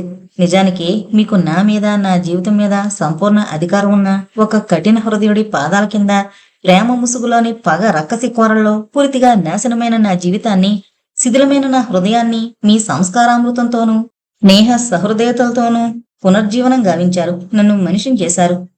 మహర్షి, నేనిప్పుడు మనిషిని, స్వతంత్ర జీవిని. ప్రపంచానికి నేను బరువుని కాను.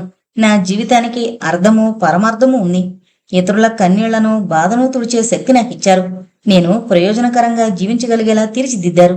చనిపోయే ముందు నేను పశ్చాత్తాపడనక్కర్లేదు. వ్యర్థంగా గడిచిందే బ్రతుకని విచారించనక్కర్లేదు. మనిషిగా జన్మించినందుకు ఈ విశాల విశ్వంలో నా పాత్రను నేను సరిగ్గానే నిర్వర్తించానన్న తృప్తితో మరణించగలను. ఇప్పుడు అవన్నీ దేనికి? మీరు నాకు పునర్జన్మనిచ్చారు. కరుణ అనే నన్ను మలచింది మీరు. నేను మీరు చేసిన మనిషిని, గర్వించదగ్గ మనిషిని. మహర్షి, నా జీవితం మీకు అంకితం. ఎందుకో తొందరపడ్డాను, మన్నించండి, మనసారా క్షమించండి. ఆమె ఉద్వేగంగా అతని పాదాలను తన కన్నీటితో అభిషేకం చేసింది.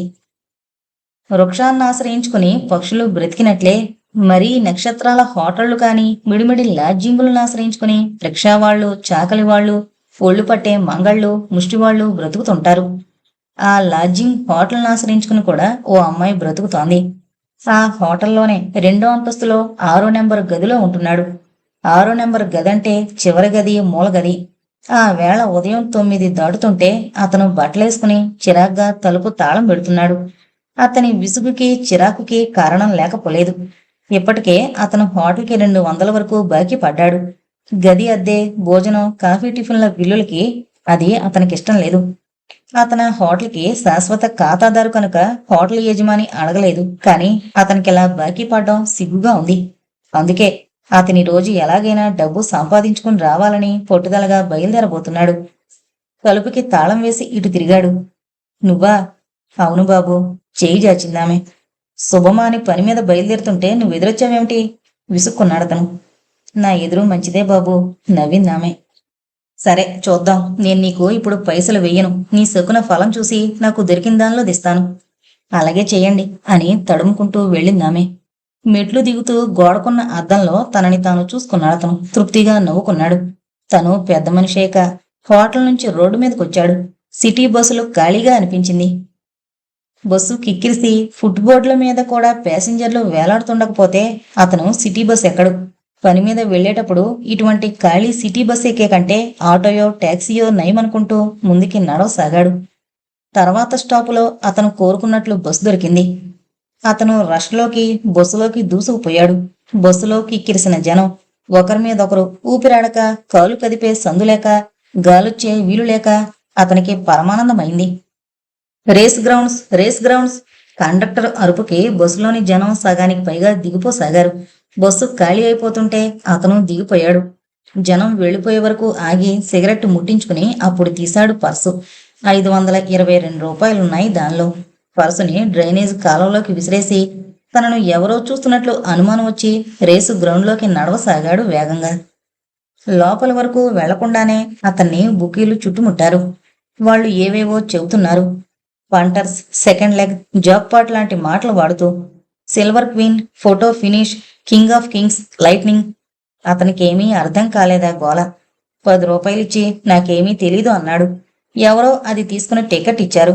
దాని మీదేముందో కూడా చూడకుండా జేబులో పెట్టుకున్నాడు. గ్రౌండ్లో గుర్రాలు పరిగెడుతున్నాయి. అతని దృష్టి మాత్రం వాటి మీద ఎంత మాత్రమూ లేదు.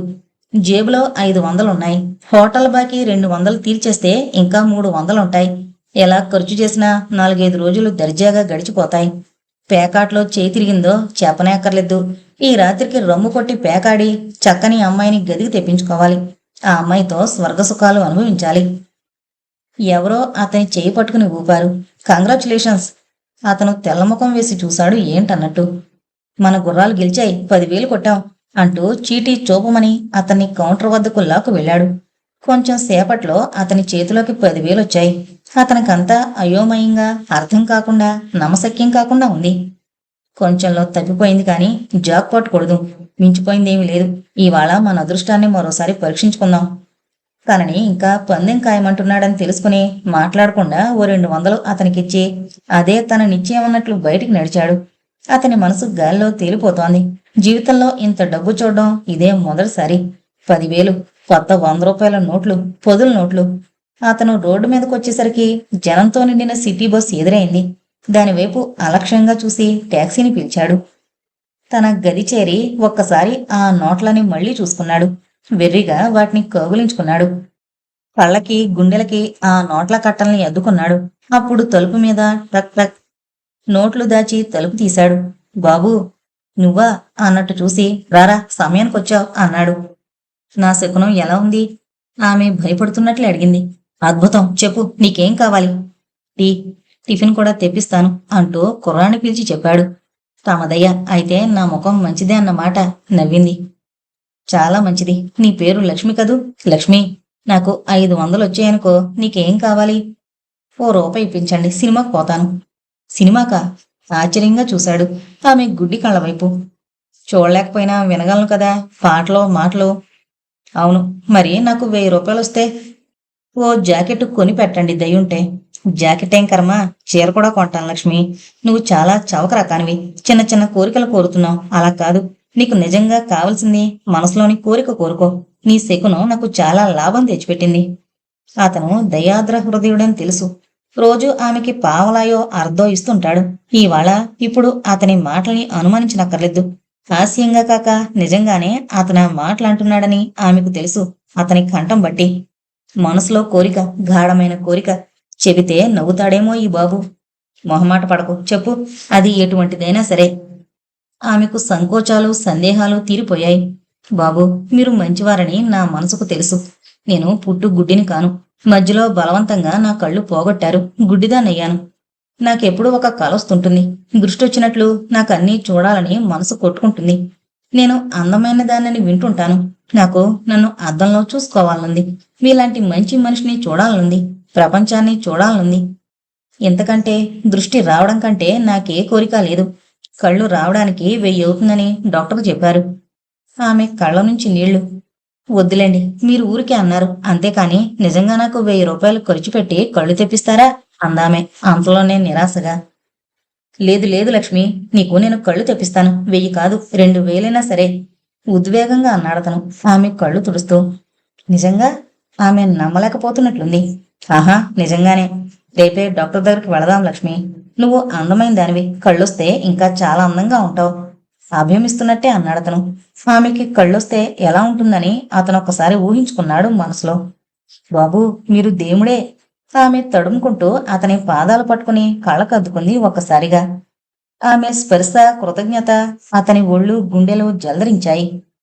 నాకు కళ్ళొస్తే నా బతుకే మారిపోతుంది. నా బతుక్కి అర్థం ఉంటుంది. నాకు దృష్టొస్తే ఉద్రేకంగా ఏంటేంటో చెబుతుంటే కళ్ళు లేని ఈ అమ్మాయికి ఎన్ని కలలు అనుకున్నాడు. ఆమెకు కళ్ళొచ్చాయా? మీరు నన్ను దయతో విడిచివేయడం వలన నేను సకాలంలో హాస్పిటల్కి చేరుకోగలిగాను. నా కోసం కళ్ళు తెరవకుండా ఎదురు చూస్తోంది లక్ష్మి. నేను వెళ్ళాక నా కంఠం విని నన్ను గుర్తించి అప్పుడు ఆమె కళ్ళు తెరిచింది. దృష్టొచ్చిందా లక్ష్మి? ఆత్రంగా అడిగాను. మస్కగా ఉండండి. మస్క కొంచెం బాగానే. కొంచెం సేపు ఆమె చాలా మదన పడింది. అప్పుడు బాబూ అంటూ నన్ను ఆనందంతో కౌగిలించుకుంది. ఆమె కళ్ళల్లోకి చూపు, ఆమె కళ్ళ నిండా నీళ్లు. డాక్టర్లు ఇస్తున్న సూచనలు కూడా లెక్క చేయకుండా అమితోద్రేకంతో పట్టలేని ఉద్వేగంతో నా గుండెలను పాదాలను కన్నీటితో అభిషేకం చేయసాగింది. తడబడుతున్న కంఠంతో మీ రుణం ఏం చేసి తీర్చుకోను. నా చర్మం చెప్పులు కుట్టించినా తీరదే. ఎందుకింత దయ కలిగింది నాలాంటి దిక్కుమాలిన గుడ్డిదాని మీద? మీరు సాక్షాత్తు దేవుడే. దేవుడు కంటే గొప్పవారు. దేవుడు నా కళ్ళు పోగొడితే మీరు తిరిగి ప్రసాదించారు. రోజు గడవడమే కష్టమైన నాకు 2000 ఖర్చు పెట్టి కళ్ళు తెప్పించుకోవడం తీరని కలే. అందని ఆకాశమే. మీరు నా కలని నిజం చేశారు. నా కోసం నా మీద దయతో ఆకాశాన్ని వంచి అందించారు. దృష్టి ప్రసాదించిన దేవుడు మీరు. ఉద్రేకం, ఆనందం పరాకాష్ఠకి చేరాయి ఆమెలో. నా మనసు పులకించింది. నాలోనూ చెప్పలేని ఉద్వేగం. కళ్ళొస్తే ఇంత ఆనందంగా ఉంటుందా? ఆమె కృతజ్ఞత చెబుతుంటే నాలో ఏంటి మధురమైన అనుభూతి. ఆ అనుభూతిని మళ్లీ మళ్లీ పొందడానికైనా గుడ్డివాళ్లకి కళ్ళు తెప్పిస్తే బాగుండు అనిపించింది. డాక్టర్, లక్ష్మిని చూసొచ్చాను. ఆనందంతో నా మనసు తేలిపోతుంది. నాలో కొత్త ఆలోచనలు పుడుతున్నాయి. అప్పుడు మిమ్మల్ని గుర్తు చేస్తూ మీ విజిటింగ్ కార్డు హోటల్ రూమ్లో తీరిగ్గా చూశాను దాన్ని. మీ పట్ల కృతజ్ఞతాభావం వెల్లివేసింది. మొదట నన్ను విడిచిపెట్టినందుకు, కానీ అంతలోనే అనుమానం కలిగింది. నాలాగే మీరప్పుడు ఏదో అర్జెంటు పనుండి నన్ను శిక్షించడమో పోలీసులకు అప్పగించడమో వంటి పనిచేసే తీరిక లేక వదిలేశారేమో. నన్ను మళ్లీ కలుసుకోమండంలో మీ ఉద్దేశం నేనొస్తే నన్ను పోలీసులకు పట్టిద్దామనేమో. కానీ ఎందుకో అలా అనిపించలేదు. మీకు గుర్తుందా? మీరు నా వైపు చూసిన జాలి చూపు. ఆ చూపు నన్ను వెంటాడడం మొదలెట్టింది. విజిటింగ్ కార్డుని చింపేసి మీ అధ్యాయం మరిచిపోదామని ఎన్నిసార్లు ప్రయత్నించానో ఈ వారం రోజుల్లోనూ. కానీ విచిత్రంగా ఎందుకో అది నాకు సాధ్యం కాలేదు. ఒక చిన్న కాగితం మొక్క నన్ను గేలి చేసింది. దానివైపు చూసిన కొద్దీ అది నాకు మీ కరుణామయమైన కన్నులను జ్ఞాపకం చేస్తూ నన్ను మీ వైపు తోయసాగింది. మెల్లమెల్లగా నా మనసంతటినీ ఆవరించుకుంది. క్రమక్రమంగా మెలకువలో ఉన్న నిద్రపోతున్న మెదడు మీ గురించి తప్ప ఇతర విషయాల మీద లగ్నం కావడం మానేసింది. అది చాలా చిత్రమైన బాధ. ఇంతకంటే వివరంగా చెప్పగలిగే శక్తి నాకు లేదు. మహర్షి మందహాసం చిందించాడు. నేను అర్థం చేసుకోగలనులే. ఇప్పుడు మిమ్మల్ని కలుసుకుని మీకు నా గురించి నివేదించుకున్నాక హృదయం ఎంత తేలిగ్గా హాయిగా ఉందని. అతను నిట్టూర్చాడు. మహర్షి అతని వైపు చూశాడు జాలిగా. నన్ను మీరు ఎందుకు రమ్మన్నారు? శిక్షించడానికా? అయితే నేను సంసిద్ధంగానే ఉన్నాను అన్నాడతను బుద్ధిమంతుళ్లా తల ఉంచుకొని. నీ పేరేంటి? దౌర్భాగ్యుడు, వెధవ, మిరియం, రాజు, ఆనంద్. జాబితాలా చెబుతున్న అతని వంక ఆశ్చర్యంగా చూశాడు మహర్షి. అదే క్షణంలో స్క్రీన్ని కొంచెం తొలగించి ఒక్కసారి అతన్ని చూడకుండా కరుణ కూడా ఉండలేకపోయింది. ఒకే మనిషికి అన్ని పేర్లుంటాయే ఎక్కడైనా? మహా అయితే 2, ఓ ముద్దు పేరు, ఓ అసలు పేరు. అంతేకాని వెధవ, దౌర్భాగ్యుడు అంటూ తన గురించి తనే చెప్పుకుంటున్నాడేమిటితను?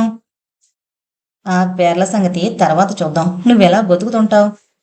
జేబులు కొట్టి నిస్సంకోచంగానూ నిర్మోహమాటంగానూ నిర్లజ్జగానూ చెప్పాడతను. అదే నా జీవితం. నా అలవాటు కొద్దీ నేను అవసరం లేకపోయినా మీ జేబులోని పర్సు సులభంగా నా చేతిలోకి వస్తుందని ప్రలోభ పెడుతుంటే మనసుని నిగ్రహించుకోలేక దొంగతనం చేస్తూ మీకు దొరికిపోయాను దురదృష్టవశాత్తు. దొంగతనం అంటే ఏంటి? అతను తెల్లమొహం వేశాడు, చెప్పలేను అన్నట్టు. మనది కాని ఇతరుల కష్టార్జితాన్ని వారికి తెలియకుండా ఎక్కువ శ్రమ పడకుండా సంపాదించడం అంతేనా అన్నట్లు నవ్వాడు మహర్షి. అతను ఆశ్చర్యంగా చూశాడు. దొంగతనం అంటే ఏంటో తెలీదు, అయినా దొంగతనం చేస్తున్నావు. నాకు దొంగతనం అంటే ఏంటో తెలుసు. అందుకే నేను దొంగతనం చేయను. ఎన్నాళ్ళు తేలిక చేశావు. ఇప్పుడు తెలిసింది కనుక ఇక నుంచి నువ్వు దొంగతనం చేయలేవు, అవునా? మహర్షి కళ్ళు అతన్ని సూటిగా చూశాయి. ఆ చూపులో ఆజ్ఞ లేదు, శాసించడం లేదు. ఏంటో ఇది అని చెప్పడానికి వీళ్ళని విచిత్రమైన శక్తి, హిప్నాసిస్ వంటిది ఉంది. ఆ చూపు అమలా స్పర్శిస్తోంది, ప్రేమలా ఆవరిస్తోంది. అతని హృదయంలోనూ నరాల్లోనూ సంచలనం కలుగుతోంది. మహర్షి లాలనగా శిరస్సు నిమురుతుంటే వణుకుతున్న కంఠంతో నీరసంగా అన్నాడతను. మరి నేనెలా బతికేది? ప్రపంచంలో చాలామంది దొంగతనం చేయకుండానే బ్రతుకుతున్నారు. నువ్వు మాత్రం ఎందుకు బ్రతకలేవు? మిగిలిన వాళ్ళకంటే నువ్వేమీ తీసుకోలేదే. కానీ ఏదో చెప్పబోయాడతను. ఆ విషయం నాకు వదిలే. నిన్ను స్వచ్ఛంగా స్వతంత్రంగా బ్రతకగలిగేలా తయారు చేసే పూచీ నాది. ఇది నీకిష్టమైతే. నేను మెట్రిక్ పాస్ అయ్యాను. ఉద్యోగానికి ప్రయత్నించాను, దొరకలేదు. నేను మంచి పిక్ పాకెటర్ని. ఈ నేళ్లలోనూ మొదటిసారిగా పొట్టుబడింది మీకే. అది మంచిదే. పొట్టుబడినంత మాత్రాన దొంగతనం మంచి వృత్తేమీ కాదు. అంతరాత్మ నుంచి ఎవరూ తప్పించుకోలేరు. మంచిగా మారడానికి చదువు ఉండాలి. విద్య ఉపాధినిచ్చేందుకు కాదు, సంస్కారము ఆలోచనాశక్తి పెంపొందించడానికి. మనం ఇతరులకు ఉపయోగించేలా బ్రతకాలి. పార్సీలు శవాన్ని దహనము ఖననము కూడా చేయక రాబందులకి ఆహారమయ్యేలా ప్రత్యేక స్థలంలో వదిలేస్తారు. మరణానంతరం కూడా మనిషి ఉపయోగపడాలని. ఆశ్చర్యంతో కళ్ళు పెద్దవి చేసి చూశాడతను డాక్టర్ వైపు. ప్రపంచంలో ప్రేమ ఉంది. మానవాళి మనుగడ్ని సుఖమయం కావించే సాంకేతిక అభివృద్ధికి మేధావులు కృషి చేస్తూ వస్తున్నారు తరతరాలుగా. మనం మనుషులం కనుక మనుషుల సుఖజీవనం కోసం మనము శాయశక్తులా సహకరించాలి. అదే మానవ జీవితానికి సాఫల్యం. ఆ దృష్ట్యా ఏర్పరచబడినవే మంచి చెడు అనేవి. నేరం మనిషి జీవితాన్ని పాడు చేస్తుంది. సాఫల్యమంక సాగనీయకుండా మనిషికి భయపడుతూ బ్రతకడం శాపం. మనిషి ప్రేమగా ధైర్యంగా స్వేచ్ఛగా బ్రతకగలగాలి. అందుకు మార్గం అతని జీవన విధానం. అతనికి మహర్షి మాటలు చిత్రంగా ఉన్నాయి. కానీ వాటిలో ఏదో శక్తి అతని అంతరంగంలో ప్రభావితుణ్ణి చేస్తుంది. హఠాత్తుగా అడిగాడు మహర్షి. నీకు వేనిరియల్ డిసీజ్ ఉందా?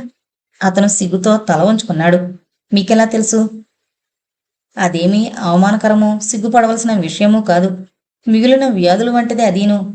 జబ్బుని గుర్తించి నివారించుకోకపోవడం చింతించదగిన విషయం. కరుణ, సిస్టర్ పిలిచాడు మహర్షి. డాక్టర్, ఏంటి కరుణ? వీడిఆర్ఎల్ రిపోర్ట్ తెచ్చాను, పాజిటివ్. అతని చూడగానే మీరెలా గుర్తించారు డిసీజ్? మహర్షి కరుణ వైపు చూశాడు. అతను క్రిమినల్ కనుక నేరస్తుల మనస్తత్వం తెలిస్తే నీకీ సందేహం రాదు. నిజంగా నేరస్తులంతా జాలిపడదగిన వారు, అమాయకులు మరెవరో ఉండరేమో. బహుశా అందుకే క్రీస్తు పాపులను తన హృదయంలోకి తీసుకుంటున్నాడేమో. నిట్టూర్చాడతను. కరుణకి అతని మాటలు వినాలనుంది. అందుకే. నేరస్తుల మనస్తత్వం ఏమిటి అంటూ అడిగింది మహర్షి ముఖం వైపు చూస్తూ. ఇన్ఫీరియారిటీ కాంప్లెక్స్ వల్లనే నేరం చేస్తాడు మనిషి. చిత్రమేంటంటే నేరం చేశాక ఆ భావం పోదు సరికదా, మరీ పెరుగుతుంది. దాని నుంచి బాధపడుతూ దానికి ఇంకా లొంగిపోతాడు. సమాజం నుంచి, మిగిలిన మనుషుల నుంచి తనకి తానే దూరం అవుతాడు.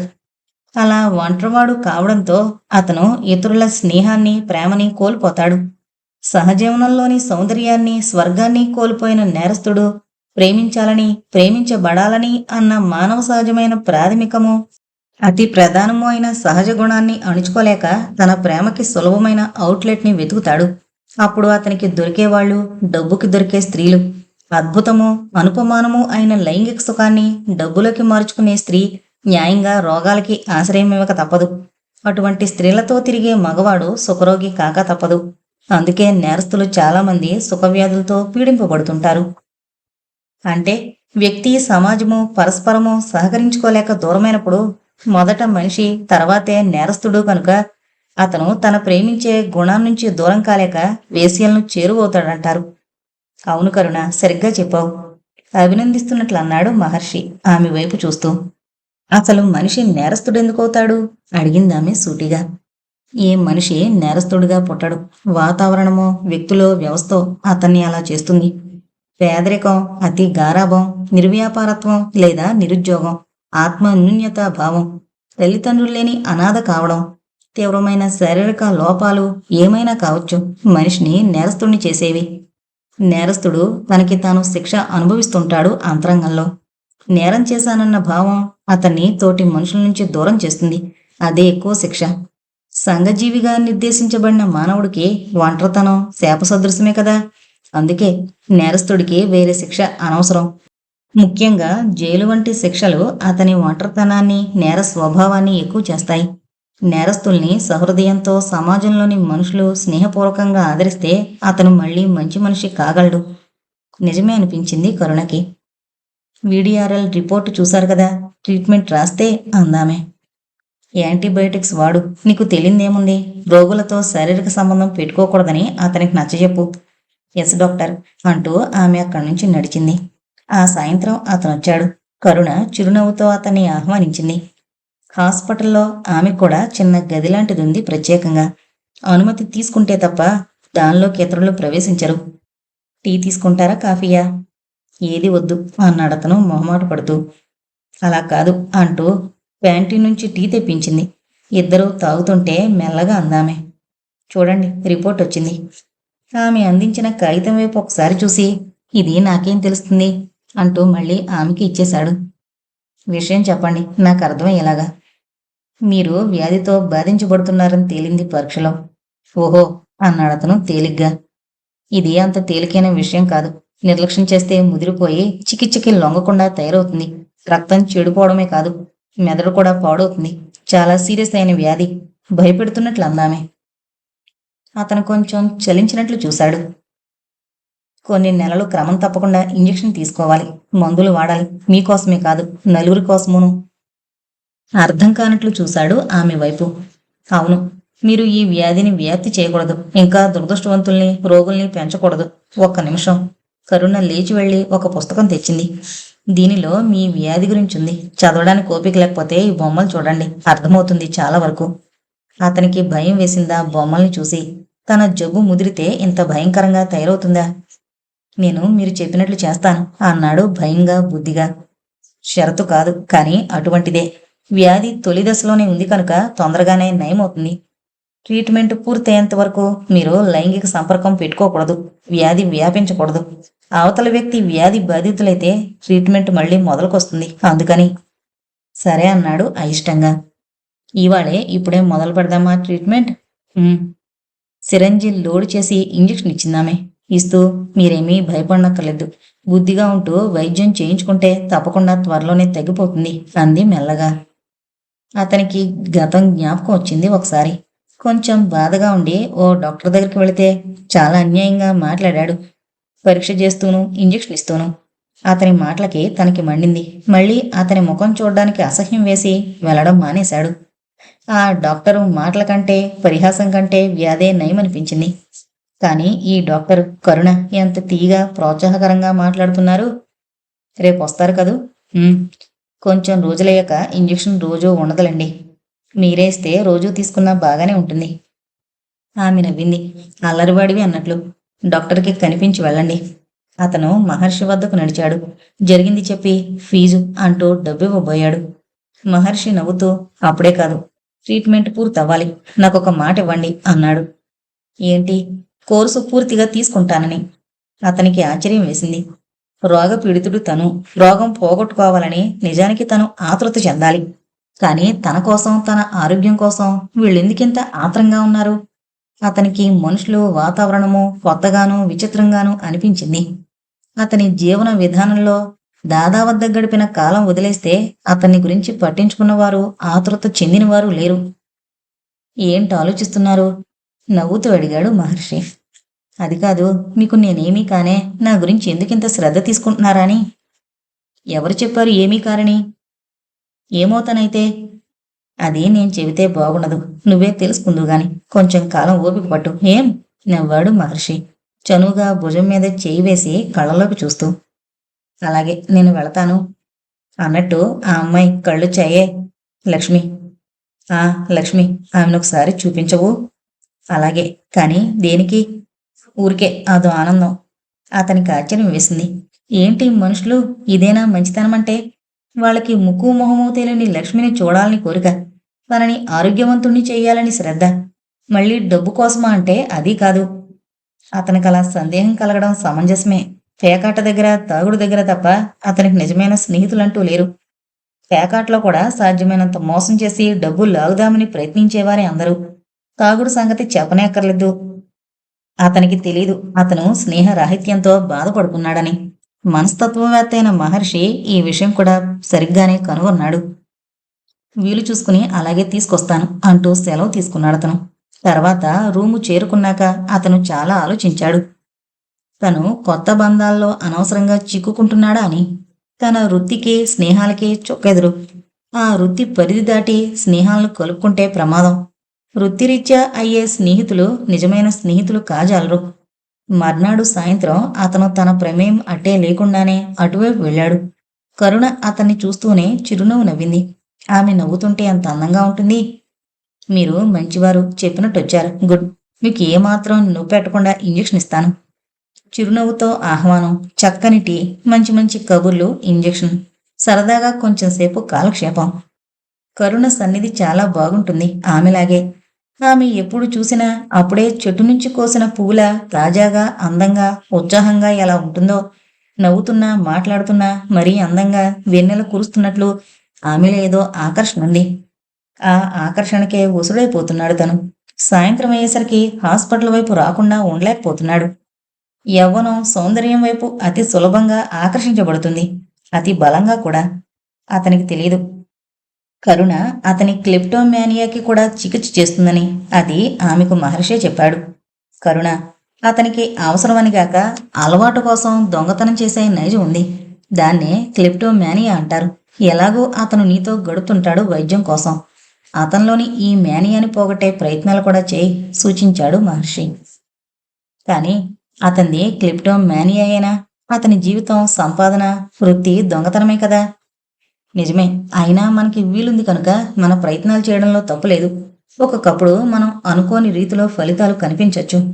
అలాగే పెద్ద పాముని చిన్న కర్రతో కొట్టి చూడడం అన్నమాట, నవ్వింది. మహర్షి కూడా నవ్వేస్తూ, చాలా పెద్ద పామైన కొండచిలోకి విషం ఉండదు అన్నాడు. అతని సలహాని అమలుపరచడం మొదలుపెట్టింది కరుణ. తన సమక్షంలోనే కాక పరోక్షంలో కూడా అతను తనని మరిచిపోకూడదు. అలా ఏమైనా చేయగలగాలి. జీవితం అంటే ఏంటి? సూటిగా అడిగింది. అతను తికమక పడ్డాడు. తను చదువుకున్న పద్యం గుర్తు తెచ్చుకున్నాడు. What is life? It not full of cares and anxieties. కాదు, అది నిరాశావాదం అవుతుంది. తొందర లేదు, రేపు చెప్పు. ఆమె అతని పేరుని రాజుగా ధ్రువపరిచింది. మర్నాడు అతను చాలా ఉత్సాహంగా వచ్చాడు. మీ ప్రశ్నకి జవాబు తెలిసింది. నిజంగా? ఏంటి? కుతూహలం వ్యక్తం చేసిందామె. కన్ను తెరిస్తే జననం, కన్ను మూస్తే మరణం, రెప్పపాటే జీవితం. కవిత చదివాడు. అతను పుస్తకాలు తిరిగేసి పట్టుకున్నాడా పద్యపాదాన్ని. తనే ఆ వచన కవితను రాసిన వాళ్లా చదివాడు. ఆమె అతన్ని మెచ్చుకుంటున్నట్లు చూసింది. కవిత చాలా బాగుంది. వేదాంతం అంతటినీ 3 ముక్కల్లో అద్భుతంగా చెప్పాడు కవి. కాని ఆ రెప్పపాటు జీవితానికి ప్రయోజనము, పరమార్థము ఏంటని అడిగింది. అతను తెల్లముఖం వేశాడు. మర్నాటికి కూడా అతనికి జవాబు దొరకలేదు స్పష్టంగా. ఎపిక్యూరియస్ ఫిలాసఫీ, హోమర్ ఖయ్యం దాదాపు వాటిని అనుసరించే చెప్పాడు. అశాశ్వతమైంది మానవ జీవితం, అజేయమైంది మృత్యువు. రేపేం జరుగుతుందో తెలీదు కనుక ఇవాళే సుఖపడాలి. సుఖమంటే ఏంటి? ఎదురు ప్రశ్న. అతనికి జవాబు దొరకలేదు. వెర్రిముఖం వేశాడు. చివరికి ఎలాగో సుఖమంటే చక్కని భోజనం, విస్కీ, అమ్మాయి అన్నాడు సిగ్గుపడుతూనే.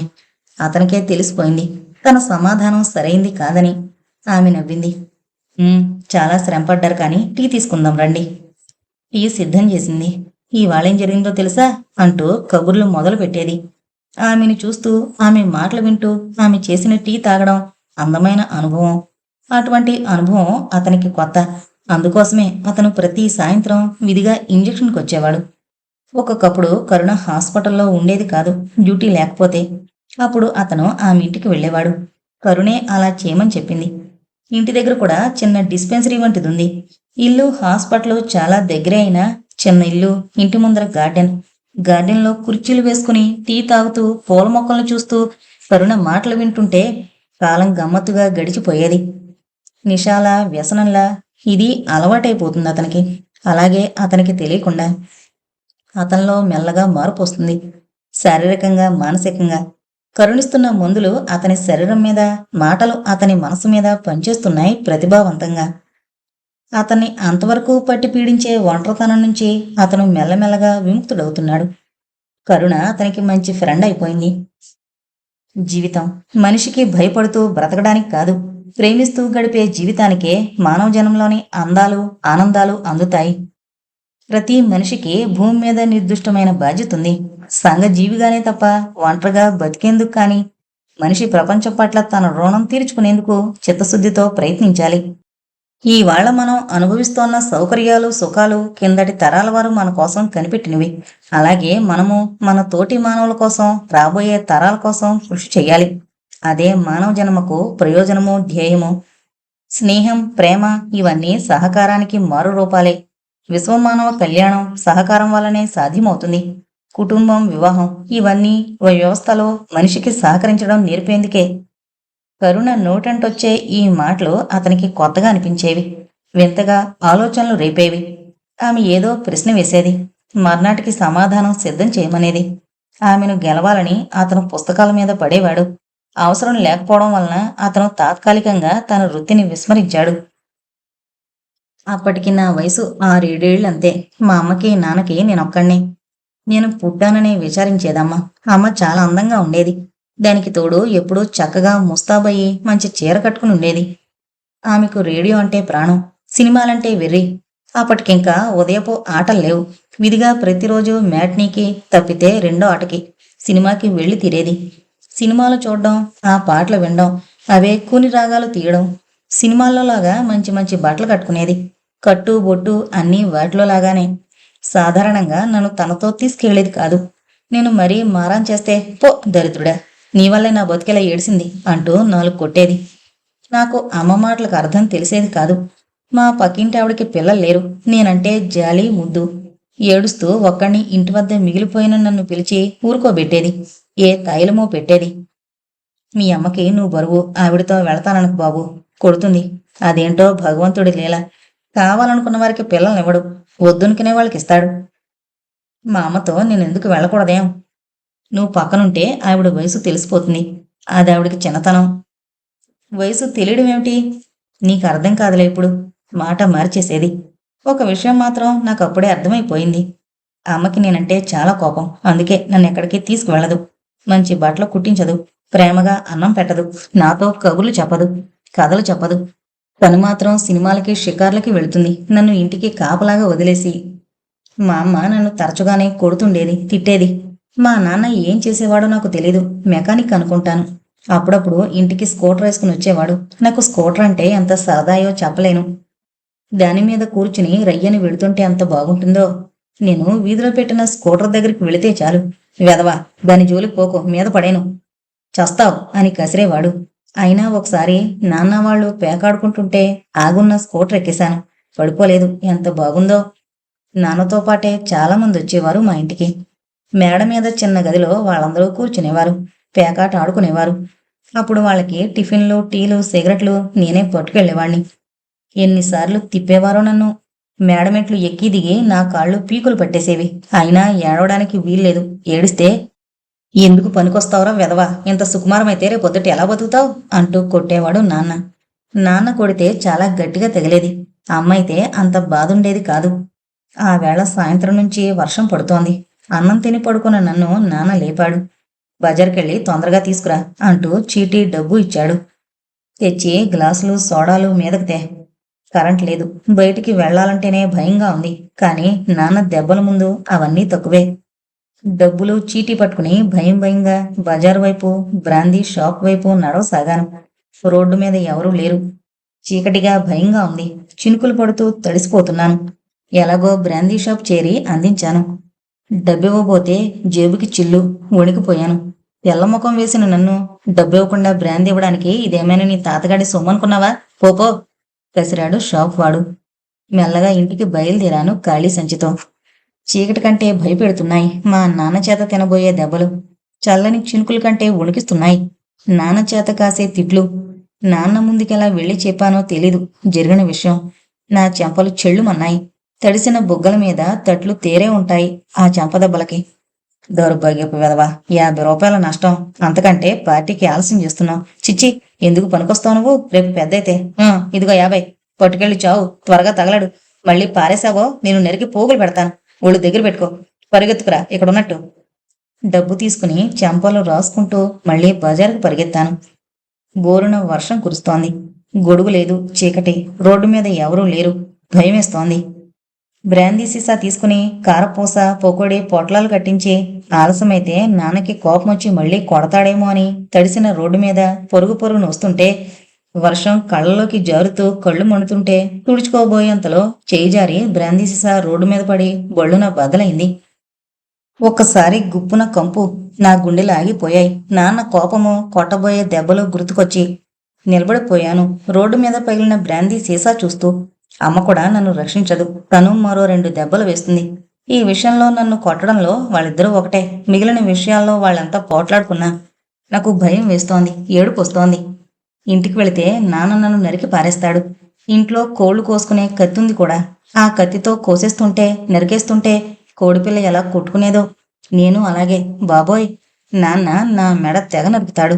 వణికిపోయాను.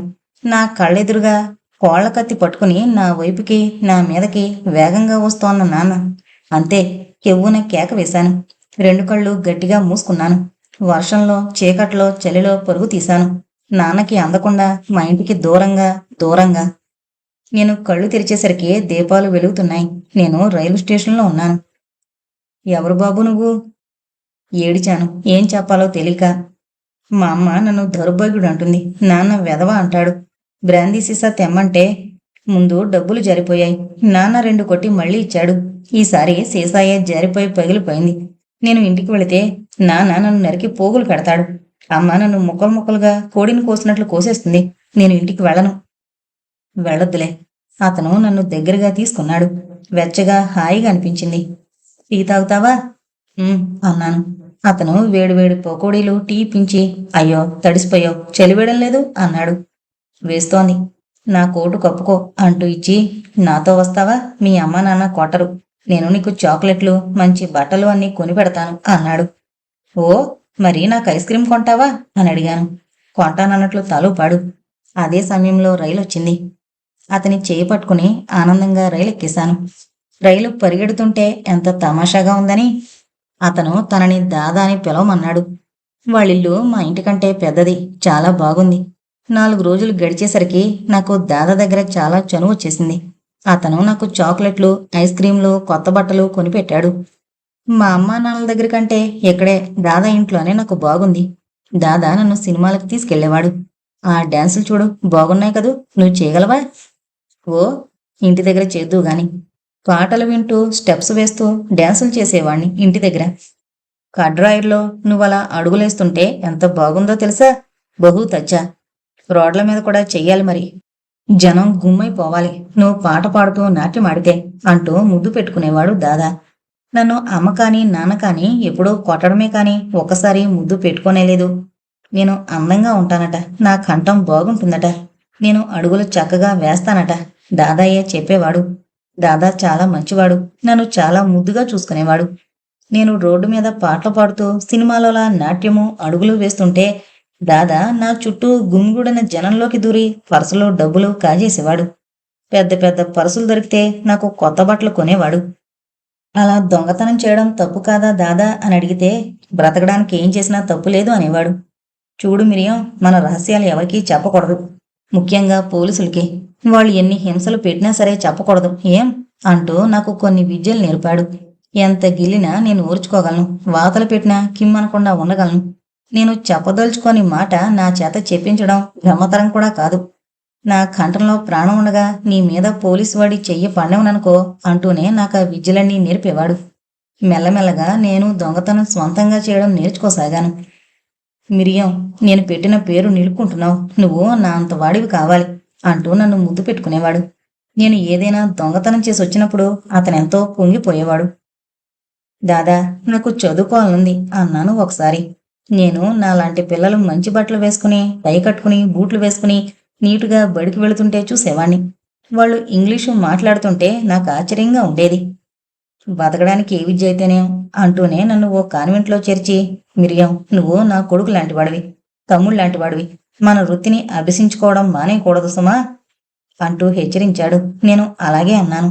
అటు స్కూల్లో చదువు, ఇటు దాదా నేర్పే కులవృత్తి, రెండింట్లోనూ అభివృద్ధి చూపుతున్నాను.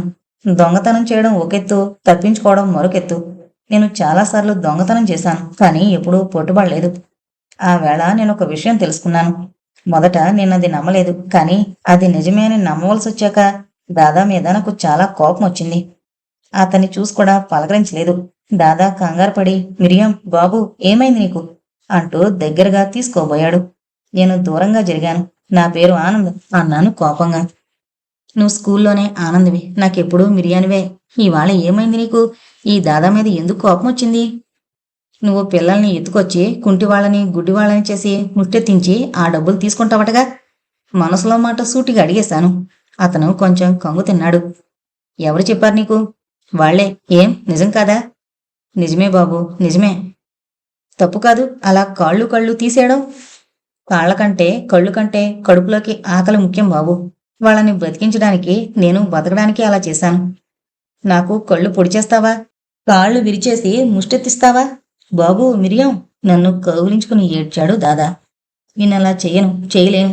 నువ్వంటే నాకు ముద్దు, నువ్వు నా ప్రాణానివి. నిన్ను చూసిన క్షణంలోనే నాకెందుకో నువ్వు నా ప్రాణాన్ని అనిపించావు. ఈ దాదా బ్రతుక్కి నువ్వు ఆలంబన, ఆశ అన్నీ. ఏడ్చేశాడు బాబా.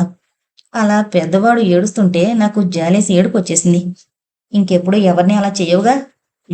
తల ఊపాడు దాదా. నేను అతని 2 బుగ్గల మీద ముద్దు పెట్టుకుని మా దాదా మంచివాడు అన్నాను. అతను పొంగిపోయాడు. తర్వాత నన్నొకసారి అదోలా చూశాడు. ఆనంద్ మెల్లగా పిలిచాడు. నేను నవ్వాను. అది స్కూల్లో నా పేరు. నీకు నేను మిరియాన్ని కాదు. ఇక నుంచి నువ్వు నాకు ఆనందవే. ఆ మాటలకు అర్థం బోధపడలేదు. ఇప్పుడు 4 రోజుల తర్వాత బజార్లో చిన్న జేబు కొట్టి దాదాకివ్వబోతే అతను మునుపట్ల ఆనందంగా అందుకోలేదు సరికదా. వద్దులే బాబు, నువ్వెక్కి పని మానే అన్నాడు మెల్లగా. ఎందుకని అడిగాను సూటిగా దాదా ముఖంలోకి చూస్తూ. అదంతే, నువ్వు చదువుకుని గొప్పవాడు అవుదుగాని అనేశాడు. తర్వాత నేను దొంగతనం జోలికి పోలేదు. దాదా నన్ను శ్రద్ధగా చదువుకోమనేవాడు. నాకు చదువంటే ఇష్టమే. శ్రద్ధగా చదువుకునేవాణ్ణి. టీచర్లు నన్ను మెచ్చుకునేవారు. దాదా పెద్దవాడైపోతున్నాడు. ముఖం ముడతలు పడి ముసలివాడి రూపం వచ్చేస్తుంటే నాకెందుకో ఏదో బాధగా ఉండేది. నేను మెట్రిక్లోకి వచ్చాను. ఆ వేళ ఫీజులు కట్టాలని చెప్పాను దాదాతో. పుస్తకాలకి ఫీజులకి ఎక్కువే కట్టాలి కాన్వెంట్కి. ఆ రాత్రి దాదా కుంటుతూ వచ్చాడు నేను చదువుకుంటుంటే.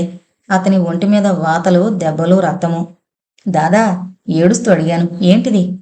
ఏం లేదు తప్పించుకోబోయాడు ముఖం మీదకు చిరునవ్వు తెచ్చుకుని. నేను పట్టుబట్టాను జరిగింది చెప్పమని. పరస కొట్టి దొరికిపోయాను.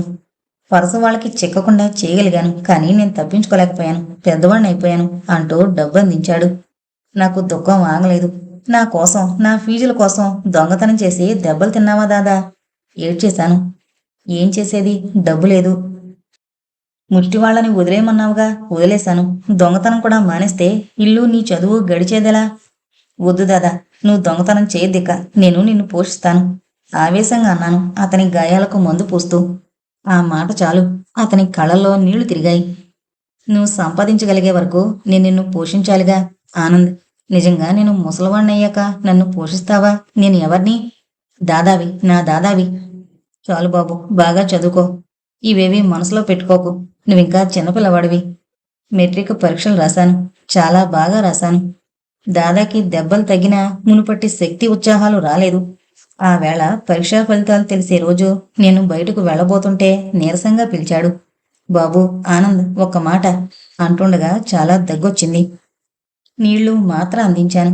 నేను సంపాదించడం మొదలుపెట్టి దాదాని మంచి డాక్టర్కి చూపించాలి. బాబు ఎందుకో నీకు ఇప్పుడే ఓ మాట చెప్పాలనిపిస్తోంది. ప్రపంచంలో మంచిగా మనిషిగా, మంచి మనిషిగా బ్రతికేందుకు ప్రయత్నించు. అలా సాధ్యం కాకపోతే ఎలాగైనా ఏం చేసైనా బ్రతుకు. బ్రతుకు కంటే విలువైంది ఇంకేమీ లేదు. తప్పు ఒప్పు, నీతి అవినీతి, మంచి చెడు అన్నీ బ్రతుకు తర్వాతనే. బ్రతకడం కోసం చేసేది ఏదైనా సవ్యమైందే. వెళ్ళిరా, శుభవార్త తీసుకురా. ఆత్రంగా బజార్లోకి పరిగెత్తాను. పేపరు సంపాదించాను. First class. నా ఆనందానికి గర్వానికి హద్దు లేదు. పేపర్తో పరిగెత్తుకుంటూ వచ్చి, దాదా నేను ఫస్ట్ క్లాస్లో పాస్ అయ్యాను అరిచాను సంతోషంగా.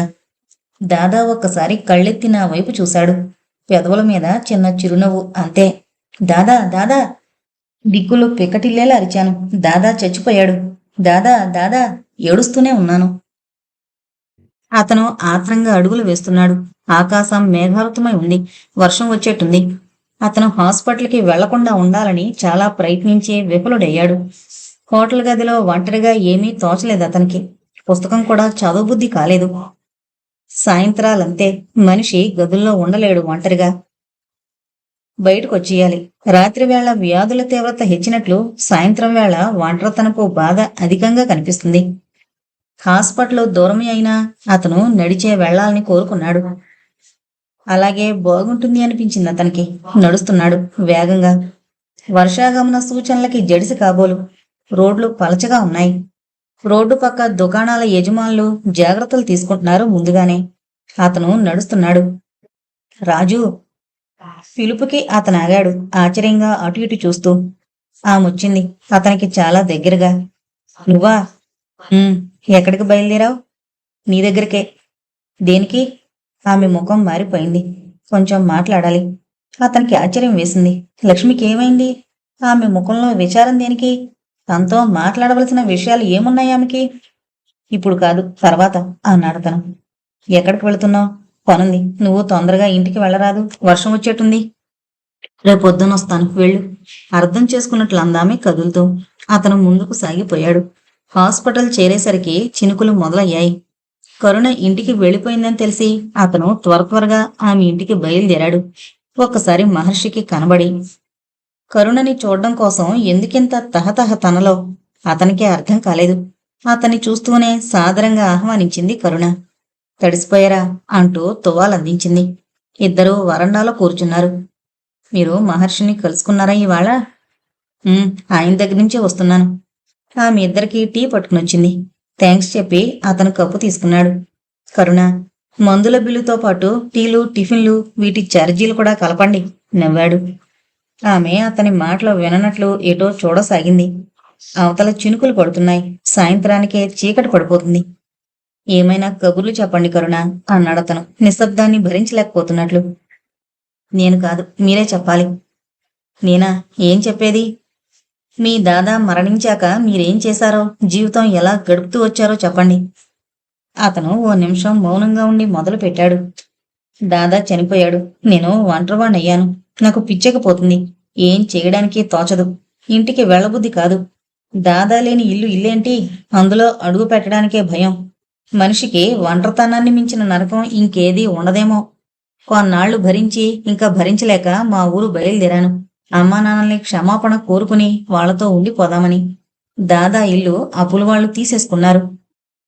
రైలు దిగి ఆ ఊళ్ళో, ఆ వీధిలో, ఆ ఇంటి ముందు అడుగు పెట్టేసరికి ఎందుకో శరీరం వణికింది. గుండె ఆగిపోతుందేమో అనిపించింది. గొంతు తడారిపోయింది. మెదడులో ఆ జ్ఞాపకం, వర్షం, చీకటి, భయం, రోడ్డు మీద బద్దలైన బ్రాందీ సీసా. ఎలాగో పిలిచాను, అమ్మా. ఎవరు ఎవరు కావాలి అంటూ ఒక ఆవిడొచ్చింది లోపల నుంచి. ఇక్కడ మునుపు ఆనవాళ్లు చెప్పాను, అమ్మవి నాన్నవి. ఆవిడ ముఖం రంగులు మారింది. వాళ్ళ దొందుకు తొందే, ఇసుక తక్కడా పేడ తక్కడా, చిచ్చి వేదవ బతుకులు. అతను తెగతాగి చచ్చాడు. ఆ వన్నెలాడి అదే అదననుకుని ఎవరితోనూ లేచిపోయింది. నికృష్టపు జన్మలు. నివ్వెరపోయాను. నీరసంతో ముచ్చాముట్లు పోసాయి ఒళ్ళంతా. పక్కింట్లో పిన్నిగారు? ఎలాగో అడిగాను. ఎవరూ లేరు. అవును, ఇవన్నీ ఆరాలు తీస్తున్నావు, నువ్వెవరివి? ఇందాక మీరన్నారే నికృష్టపు జన్మలని, వారి వారసుణ్ణి అని గిరుక్కున తిరిగొచ్చేశాను. నా ఆశలు అడుగంటిపోయాయి. ఈ ప్రపంచంలో నేను ఒంటరిని. నాకెవరూ లేరు. నాకెవరూ ఏమీ కారు. నేను ఎవరికీ ఏమీ కాను. తల్లి, తండ్రి, బంధువులు, స్నేహితులు ఎవరూ లేని ఏకాకిని. నేనేం చెయ్యాలి? ఎలా బ్రతకడం? ఎందుకు బ్రతకడం? ఏం చూసుకొని? ఎవరికోసం బ్రతకాలి? దాదా మాటలు గుర్తుకొచ్చాయి. ప్రపంచంలో బ్రతుకుని మించిన వరం లేదు. ఎలాగైనా సరే బతకాలి. బతకడమే బ్రతుక్కి అర్థం. ఉద్యోగ ప్రయత్నాలు మొదలు పెట్టాను. ప్రభుత్వ సంస్థల్లో, ప్రైవేటు కంపెనీల్లో ఎక్కడా దొరకలేదు. ఆశ్చర్యం వేసింది. నాకంటే తెలివి తక్కువ వాళ్ళకు దొరికాయి, నాకు దొరకలేదు. ఇంక నా దగ్గర ఉద్యోగ ప్రయత్నాలకే కాదు, రేపు తిండి తినడానికి కూడా డబ్బులు లేవు. నావని మిగిలిన వస్తువులన్నీ అమ్మేశాను. అంతవరకు బతకడానికి రేపెలాగా? సిటీ బస్సులో వస్తున్నాను. నేను దిగవలసిన స్టాప్ సమీపిస్తోంది. తలుపు దగ్గర చాలా రష్. తోసుకుంటున్నారు దిగేవాళ్ళు. నా దృష్టి ఆ జేబు మీద, జేబులో పర్సు మీద. దాదా ఉపదేశం, ఎలాగైనా ఏం చేసైనా బ్రతుకు. నేను బస్సు దిగేసరికి పర్సు నా జేబులోకి వచ్చేసింది. మధ్యలో మానేసిన చిన్నప్పటి విద్య. నా చేతులు, వేళ్లు లాఘవాన్ని మరిచిపోలేదన్నమాట. పర్సు ఖాళీ చేసి విసిరేశాను కాలంలోకి. 1000 రూపాయలు. నా కళ్ళని నన్ను నేనే నమ్మలేకపోయాను. 4 నెలలు పనిచేసినా నేను ఏ ఉద్యోగంలోనూ సంపాదించలేనంత మొత్తం. కన్ను మూసి తెరిచేటంతలో గర్వం వేసింది. ఉద్యోగం కంటే ఇది బాగుంది కదా. కష్టపడకుండా ఎప్పుడు పడితే అప్పుడు సంపాదించుకోవచ్చు అతి సులభంగా. డబ్బుంది కనుక హోటల్ గది తీసుకున్నాను. నాకు అక్కడ చాలా సదుపాయంగా ఉండేది. కానీ నా సమస్య సమస్యలాగే ఉండిపోయింది. ఒంటరితనం నీడలా వెంటాడుతుంది. దీన్ని తప్పించుకునేందుకు హోటల్ బాయ్స్ని పిలిచేవాణ్ణి. కబుర్లు చెప్పమనేవాణ్ణి, కథలు చెప్పమనేవాణ్ణి. మనిషికి మాట్లాడుకునేందుకు మరో మనిషి లేకపోవడం కంటే దౌర్భాగ్యం ఇంకేమీ ఉండదు. ఆ దౌర్భాగ్యం నుంచి బయటపడేందుకు నేను పేకాట రాయలతో చేరడం మొదలుపెట్టాను. ఆట రాక డబ్బులు పోయినా నాకు ఆనందం వేసేది. నలుగురి మధ్య, మాటల మధ్య, జోకుల మధ్య గంటలకి గంటలు కాలక్షేపం. ఒంటరితనపు శాపం నుంచి విముక్తి. ఎంత ఖరీదు చెల్లిస్తేనే ఆ అమూల్యమైన ఆనందానికి క్రమంగా నాకు పేకాట్లో కూడా లాభం వచ్చేది. మంచికైనా చెడ్డకైనా చదువు తెలివితేటలు ఉండి తీరాలన్నది చాలా నిజం. నన్ను అడిగితే పేకాట వల్ల కేవలం నష్టమే ఉంటుందంటే తప్పే. తెలివితేటలు వాటికి అదృష్టము తోడైతే పేకాట వల్ల బాగుపడచ్చు అంటాను నేను. తాగుడులా ఇది వన్ వే ట్రాఫిక్ కాదు. రావడము ఉంటుంది, అయితే వ్యసనం పోకుడు రాళ్ళ వంటిది. అడుక్కి జరుచుతూనే ఉంటుంది మనిషిని. ఒంటరితనం నుంచి విముక్తి లభిస్తుందన్న సంతోషంలో నేను మెల్లమెల్లగా వ్యసనాల బిగి కౌగిలిలోకి వెళ్ళిపోసాగాను. అంతేకాదు, నా జీవిత పదము ఆలోచనలో కూడా మార్పు తెచ్చుకున్నాయి. ఇప్పుడు నేను కష్టపడి సంపాదించడం అనే ఆలోచనని వదిలేశాను. ఎవరో సంపాదించిన దాన్ని సునాయాసంగా హస్తగతం చేసుకునేందుకు అలవాటు పడ్డం వల్ల నాకు శ్రమ, డబ్బు రెండింటి విలువ కూడా తెలియకుండా పోయింది. నా జీవితం తప్పుగాడిలో పడిందనిపిస్తుంది. ఇప్పుడు డాక్టర్ని, మిమ్మల్ని చూస్తుంటే మసిలిన పరిసరాలు విసిగెత్తితే దేశం తిరిగొచ్చేవాణ్ణి. ఎందుకో ఈ ఊర్లో ఎక్కువ కాలం ఉండిపోయాను. కానీ నిజానికి నా వృత్తిరీత్యా ఎక్కడా స్థిరంగా ఉండక దేశదిమ్మర్లా తిరగడమే మంచిది. ఒక్కసారాగి కిటికీలోంచి అవతలకు చూసి మెల్లగా అన్నాడు, నా పేరు రాజు. యువతల ఆకాశంలో మబ్బులు ముసురుకుంటూ వర్షానికి తయారవుతున్నాయి. అది కరుణ కూడా గమనించలేదు. దొంగతనం మీరు వృత్తిగా భావిస్తున్నారా? ఆశ్చర్యంగా చూసింది. ఎందుకు కాదు, అది పనే. సమాజానికి ఉపకరించేదానే వృత్తి అంటారనుకుంటాను. రాజు ఆమె వైపు అదోలా చూశాడు. మరి దొంగతనం నేరం అని ఆమె లేచి నుంచుంది. ఒక్కసారిగా పెద్ద వర్షం పట్టుకుంది. కిటికీల్లోంచి జల్లులు లోపలికొస్తున్నాయి. అతను తెల్లబోయి చూస్తున్నాడు. ఇలా వర్షం పడుతుంటే టీ తాగితే బాగుంటుంది ఏం? అన్నాడతను ఎక్కడో ఆలోచిస్తూ. వర్షం ఉధృతమవుతోంది. బయటంతా ఒక్కసారి చీకట్లు ముసురుకుంటున్నాయి. కరెంటు పోయింది. కరుణ టీ తెచ్చి ఇద్దరి మధ్య కొవ్వొత్తులు వెలిగించుంచింది. వర్షం చాలాసేపటి వరకు తగ్గుతుందనుకోను అన్నాడు రాజు. పోనీయండి, మనకేం. కొవ్వొత్తుల వెలుగులో కూర్చోవడం అంటే నాకు సరదా. వర్షం సంగీతాన్ని వినడం నాకిష్టం నవ్వింది. అది కాదు, నేను ఇంటికెలా వెళ్ళడం?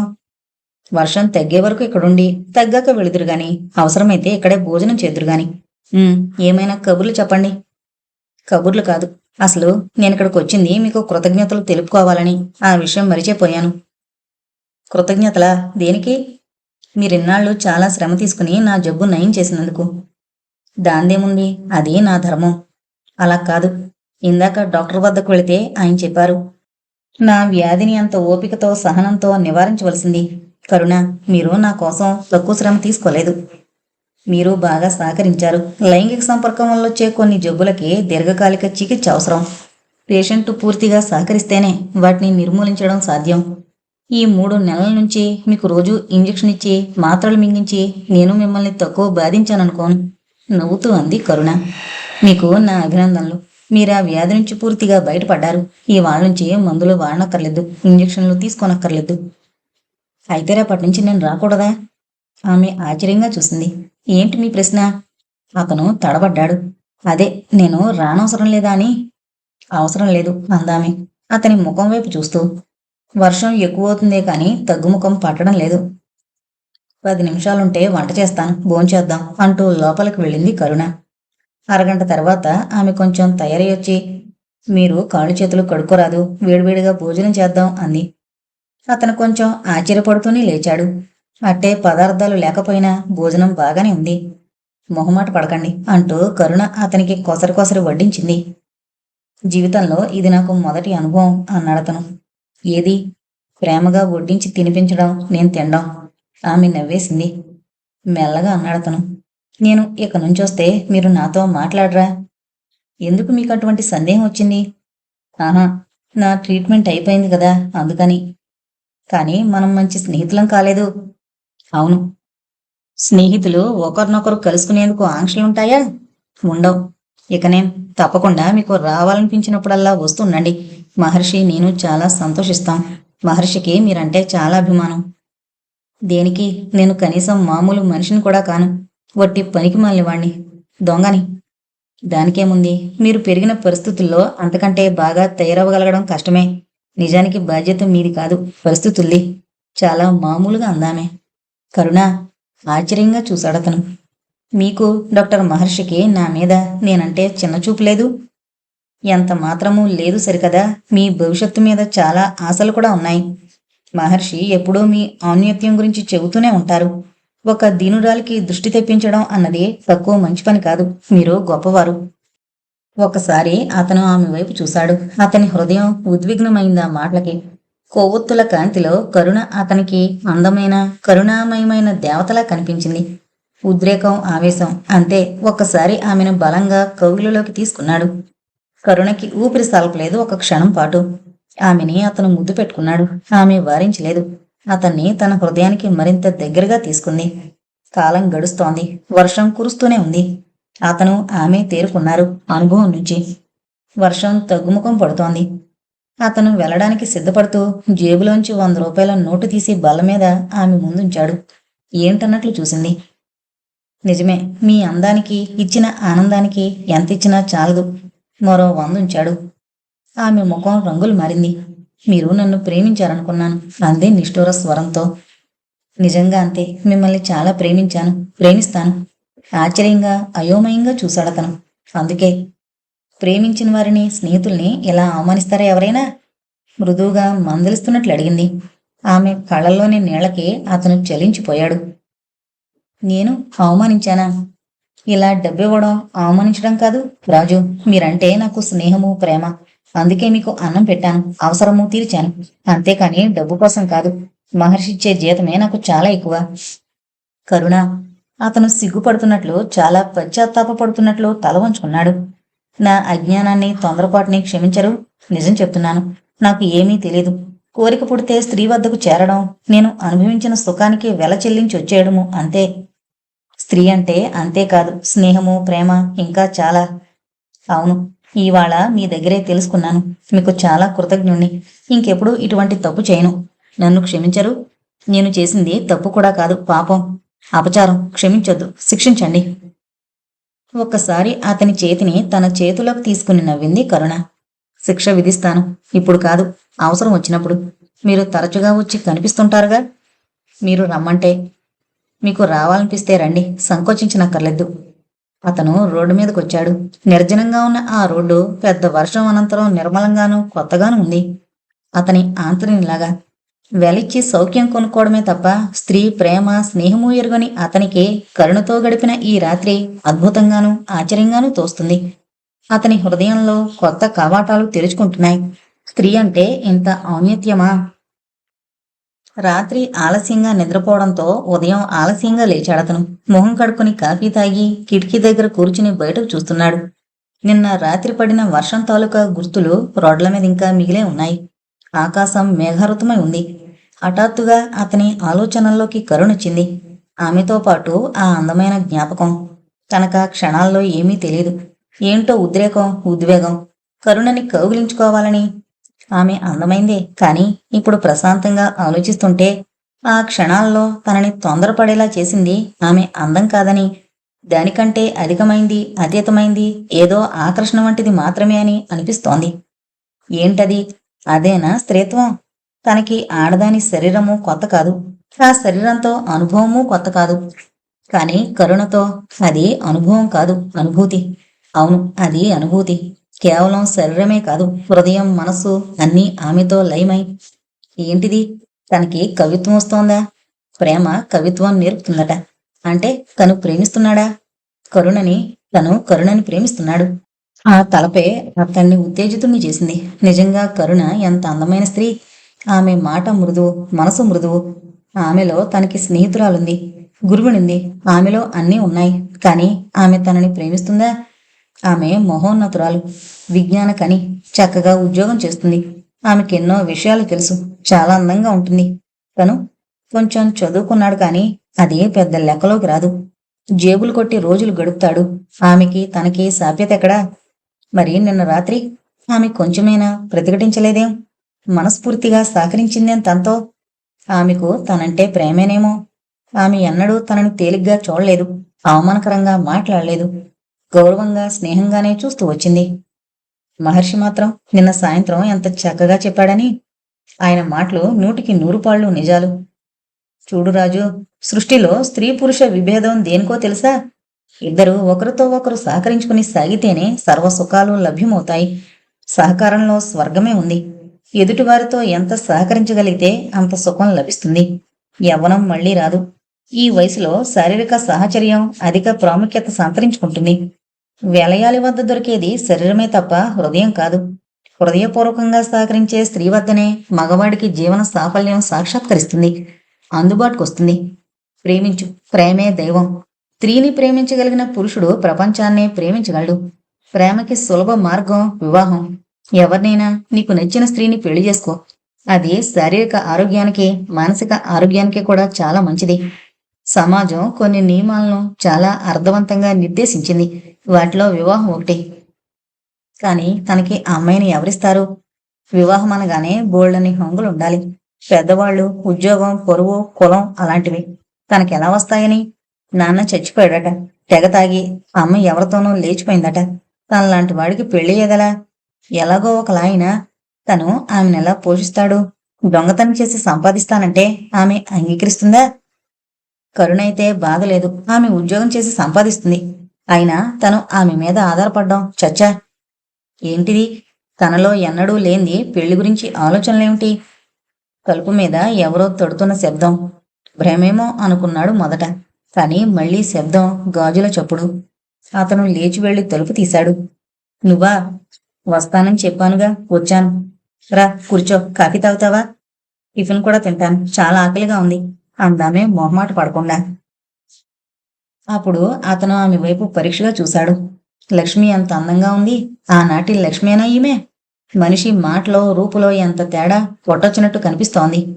కుర్రవాణ్ణి పిలిచి టిఫిన్ ఆర్డర్ చేసి అప్పుడు అడిగాడామని, ఏంటి విశేషాలు? చెబుతాను ఓపుకొచ్చాక. టిఫిన్ తిన్నాక అన్నీ చెబుతాను. ఆమె కంఠం భారంగా ఉంది. వరద రాబోయే నదిలా ఉన్నాయి ఆమె కళ్ళు. ఆ కళ్ళు ఎందుకో వాటిని పట్టి పట్టి చూడాలనిపించింది అతనికి. ఈ కళ్ళు తను సాధించినవి. అతనికి ఆనందం వేసింది. లక్ష్మి అందానికి అంతటికీ కారణం ఆ కళ్ళే. అందమంతా కళ్ళల్లోనే ఉందన్నమాట. సర్వేంద్రియాణం నయనం ప్రధానం. ఎంత నిజం! టిఫిన్ వచ్చింది. ఇద్దరూ తిని కాఫీలు తాగారు. లక్ష్మి కొంచెం తేరుకున్నట్లు ఒక నిట్టూర్పు విడిచింది. ఆమె కళ్ళలోకి నీళ్లొచ్చేశాయి ఒక్కసారి. హఠాత్తుగా ఆమె వెక్కి వెక్కి ఏడవసాగింది. అతను ఆశ్చర్యపోయాడు. లక్ష్మి! 2-3 నిమిషాల వరకు ఆమె దుఃఖానికి విరామం లేకపోయింది. ఆ తీవ్రమైన దుఃఖంలో కలగజేసుకోవడం ఎలాగో తెలియక అతను అయోమయంగా ఉండిపోయాడు. హఠాత్తుగా అందామె, నేనంటే మూర్ఖురాల్ని, అమాయకురాల్ని. మీరు ఎందుకలా చేశారు రాజుబాబు? నేనేం చేశాను? తెలివి తక్కువ కొద్దీ నేను అడిగాననుకోండి చూపు రప్పించమని. కనీసం మీరైనా చెప్పలేకపోయారా వద్దని? నిలదీస్తున్నట్లే ప్రశ్నించిందామె. అతనికి ఏమీ అర్థం కాలేదు. ఏమైంది లక్ష్మి? మెల్లగా భయంగా అడిగాడు. నాకీ కళ్ళొద్దండి, వద్దు. భోరుమంటూ ఏడవసాగింది. అతను నిర్ఘాంతపోయాడు. తను వింటోంది నిజమేనా? కళ్ళు లేని జీవితం ఏం జీవితమని వాపోయిన లక్ష్మేనా ఇలా అంటోంది? కొద్ది కాలంలోనే ఇంత మార్పా? ఏమైంది? నా జీవితమే అస్తవ్యస్తమైపోయింది. దినదిన గండంగా ఉంది. ఎందుకు బాబు, మీరు ఏమీ కాని నాకు వేల కొద్దీ ఖర్చు పెట్టి కళ్ళు తెప్పించారు. కళ్ళు లేందాని ప్రపంచం తెలియక నేనేదో పిచ్చిగా, తెలివి తక్కువగా అడిగాననుకోండి, మీరైనా బుద్ధి చెప్పొద్దా? జరిగిందేంటో చెప్పకుండా ఏడిస్తే ఎలా? నాకేం అర్థమవుతుందని విసుగ్గా చూశాడతను. చెబుతాను బాబు, చెబుతాను. సిగ్గు విడిచి నేనెంత అన్యాయమైపోతున్నాను, నా బతుకేమైపోతుందో చెప్పుకుంటాను. మీకు కాకపోతే ఎవరికి చెప్పుకోవాలి? కళ్ళు తుడుచుకుంది. ఏడిస్తే నువ్వేమీ అందంగా లేవు, వెళ్ళి మోం కడుకుందా. ఆమె అతని ఆజ్ఞను శిరసా వహిస్తున్నట్లు వెళ్ళి కొంచెం తయారై వచ్చింది. అతను ఆమెను చూస్తూ, అద్దంలో చూసుకో, ఇప్పుడెంత అందంగా ఉన్నావని అన్నాడు. ఆమెను సంతోషపెట్టాలి అనుకుంటున్నట్టు. ఆమె త్రుళ్ళిపడింది. దెబ్బతిన్నట్టు అతని ముఖంలోకి పరీక్షగా చూస్తూ ఉండిపోయింది. యూట్యూబ్ బ్రూటస్ అంటున్నట్లే ఉందామె చూపు. లక్ష్మి కంగారుగా పిలిచాడతను. ఆమె తేరుకుంది. మీ దేవలన నాకు కళ్ళొచ్చాయి రాజుబాబు. నేను కళ్ళు కావాలని ఎందుకు కోరుకున్నానో తెలుసా? ఎవరు మాత్రం కళ్ళు కావాలనుకోరు? నా కళ్ళు కావాలని పొడి చేశారు. నాకింకా ఆ బాధ గుర్తుంది. బహుశా మా అమ్మో నాన్నో నన్ను అమ్మేయడమో లేదా వాళ్లే నన్ను ఎత్తుకురావడమో చేసి ఉంటారు. అప్పటికి నాది చాలా చిన్న వయసు. నన్ను తెచ్చి బలవంతంగా చేతులు కాళ్ళు పట్టుకుని రెప్పలు తెరిచి, అబ్బా తలుచుకునేందుకే భయంగా ఉంది. ఎంత బాధ, ఎంత నరకం. కనురెప్పలు విరిచి కళ్ళల్లో ఏదో బొగ్గున మంటలు, భరించలేని యాతన. సర్వము కటిక చీకటి, కారు చీకటి. అలా నన్ను గుడ్డిదని చేశారు. ఎందుకో తెలుసా? చెప్పు. గుడ్డిదంటే జాలిపడి నలుగురు ముష్టి వేస్తారని. వాళ్ళు అలా నన్ను తమ సంపాదనకి సాధనంగా ఉపయోగించుకున్నారు. వాళ్ల బ్రతుకుల కోసం నన్ను గుడ్డిదని చేశారు. నా బ్రతుకులో, నా కళ్ళలో నిప్పులు పోశారు. పోనీలే, అదంతా మూసిపోయిందిగా ఓదారుస్తున్నట్లు అన్నాడు. లేదు లేదు, నా ఇప్పటి బాధలన్నింటికీ అదే కారణం, నా కళ్ళే. ఒక్కసారాగి, గుడ్డిదానిగా ప్రపంచాన్ని చూడలేకపోయాను. బ్రతికేంటో తెలుసుకోలేకపోయాను. మా గుడిసెలకి దగ్గరగా ఓ బడిపంతులుండేవాడు. అతను నలుగురిని పోగేసి రాత్రిపూట చదువు చెప్పేవాడు. నీతి కథలు, మంచి మాటలు బోధించేవాడు. నేను క్రమం తప్పకుండా రోజూ అతని వద్ద చేరేదాన్ని. అతని మాటలు వింటూ చదువు నేర్చుకునేదాన్ని. ఓహో, నీది శృత పాండిత్యమా అనుకున్నాడతను. లక్ష్మి మాటల్లోని సంస్కారానికి కారణం దొరికినట్లు. అతను ఏం చెప్పేవాడో తెలుసా? కష్టపడి సంపాదించాలే తప్ప ముష్టెత్తుకోవడం తప్పు. ఒకరి దయ మీద ఆధారపడ్డం కంటే దైన్యం మరేమీ లేదు. మనిషి నీతిగా బ్రతకాలి. ఇలా చాలా చెప్పేవాడైనా. నేను కళ్ళు రావాలని కోరుకోవడంలో నా ఉద్దేశం ముష్టెత్తుకోవడం మానేసి కష్టపడి స్వతంత్రంగా బ్రతకాలని. అందుకే నేను దృష్టి కోరుకున్నాను. వచ్చిందిగా. కళ్ళొచ్చాయి, కానీ కడుపు నిండడం లేదు. అదేం? ఆశ్చర్యంగా చూశాడు. ఆమె ఒకసారి అతని వైపు చూసి కళ్ళు దించుకుంది. ఎలా చెప్పాలి ఇతనికి, ఈ దేవుళ్లాంటి మంచి మనిషికి? నేను కళ్ళొచ్చేసరికి అందరికీ అందంగా కనబడుతున్నాననుకుంటాను. అవును, నిజమే. నేను ఎవరి వద్దకు పని కోసం వెళ్ళినా నువ్వెందుకు కష్టపడి పనిచేయడం? అందాల బొమ్మలా ఉన్నావు. నా కోరిక తీర్చు, బోళ్లంత డబ్బిస్తాను, చీరలు కొంటాను, నగలు చేయిస్తాను, సినిమాలు చూపిస్తాను, దేశాలు తిప్పి చూపిస్తాను అంటున్నారు. మంచిదేగా బాబూ. గుండెల్లో సోలం దిగినంత బాధపడుతూ చూసింది. నేనన్న దాంట్లో తప్పేముంది? కష్టపడకుండా హాయిగా అన్ని సుఖాలు లభిస్తుంటే. మనిషి పుట్టాక నీతన్నది ఉండాలి బాబు. అది లేనప్పుడు మనిషికి పశువుకి తేడాయే ఉండదు.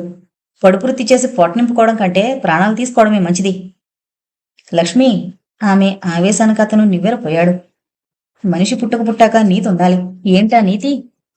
బాబూ, మెల్లగా అడిగింది ఆమె. మీరెవరు, నేనెవరు? ఆ ప్రశ్నలోని ఆంతర్యం అర్థం కాక అయోమయంగా చూశాడతను. మీరు గొప్పవారు, నేను అడుక్కునే గుడ్డిదాన్ని. ఆ వేళ దొరికిందాన్ని బట్టి నాకిస్తానన్నారు. గది నుంచి మీరు బయట అడుగు పెట్టేసరికి నేను ఎదురు రాగా, ఆ మాట నిలుపుకునేందుకే కదా 2000 ఖర్చు పెట్టి నాకు కళ్ళు తెప్పించారు. ఏమో, మాట నిలుపుకునేందుకే కావచ్చు, మరెందుకైనా కావచ్చు. తను ఊరికే తమాషాకి మాట బయటకు చెప్పేది, నీతి మనసులో నిలిచేది.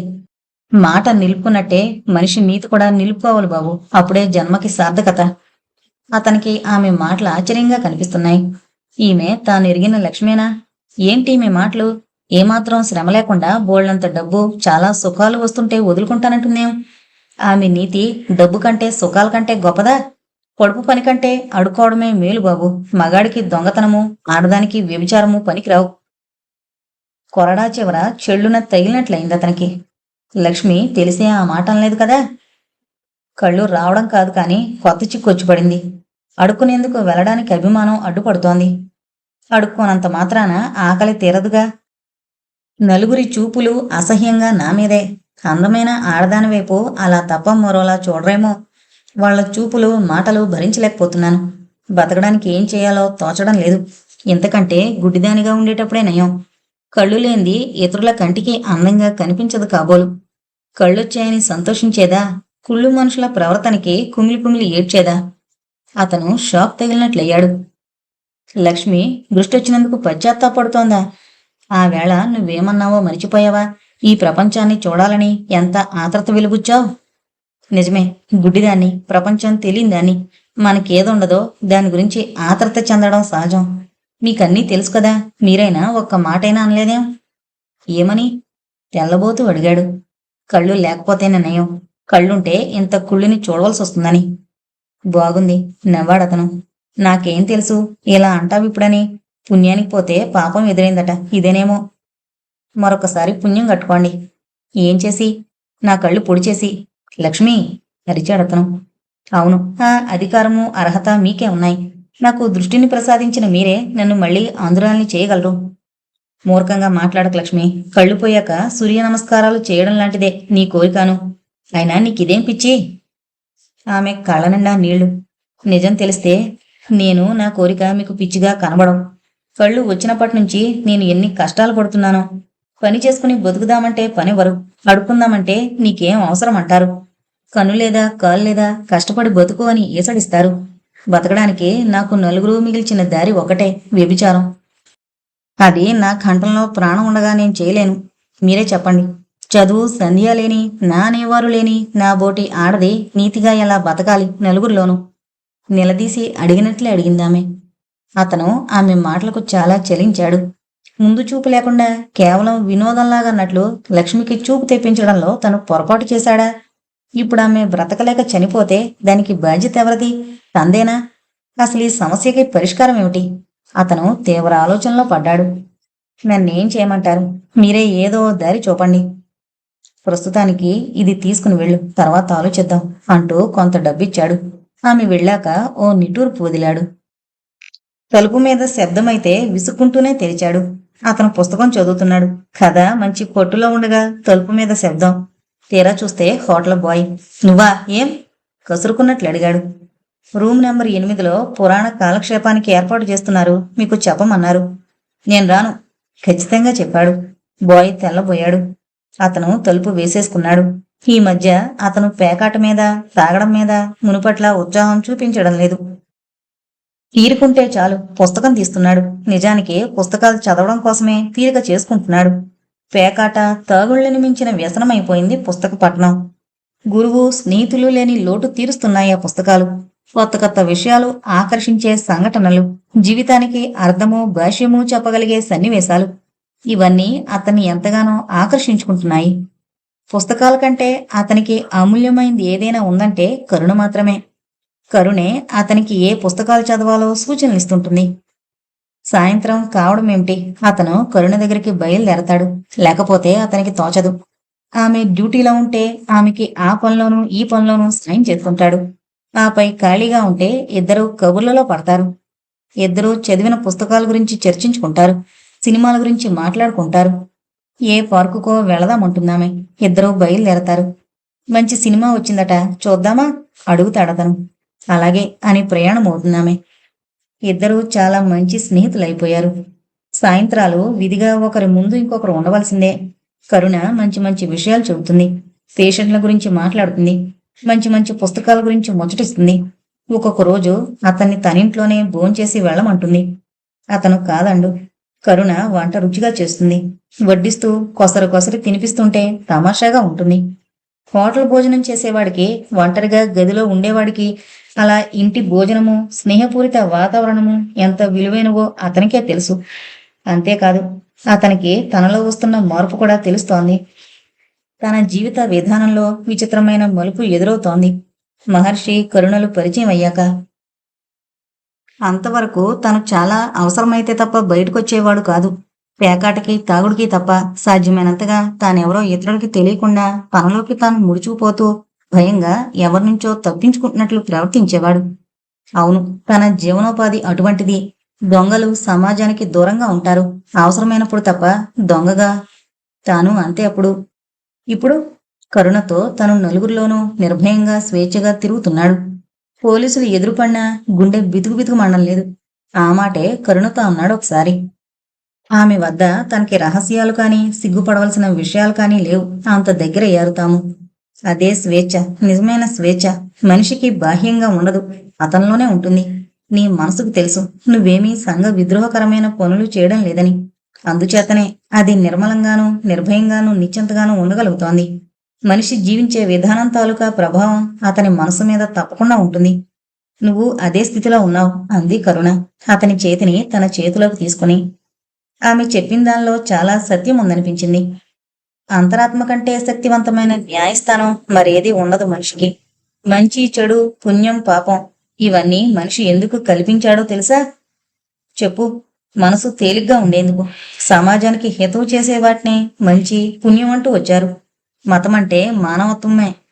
మనిషిని మంచి వైపు సహకారం వైపు నడిపించేందుకే ఇవన్నీను.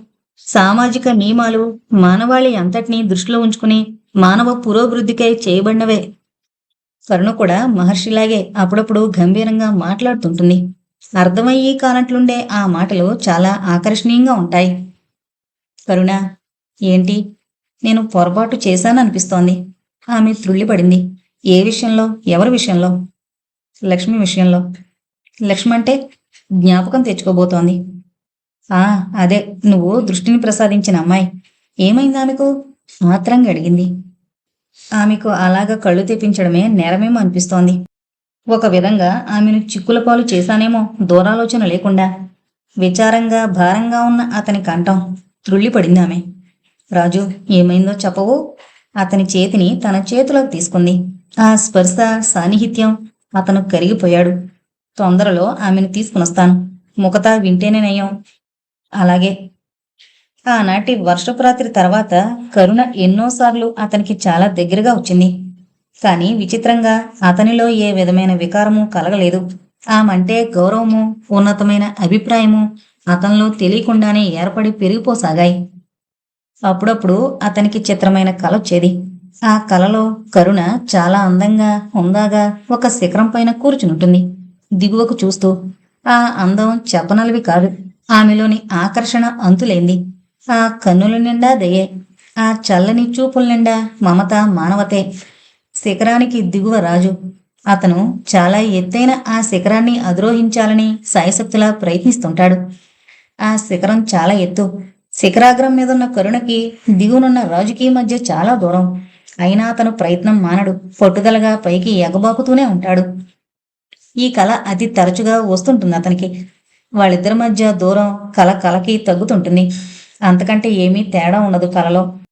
అతని కోసం ఆత్రంగా చేతులు చాచి ఎదురు చూస్తూ పైన ఆమె, శిఖరంపైకి ఎగబాకుతూ అతను.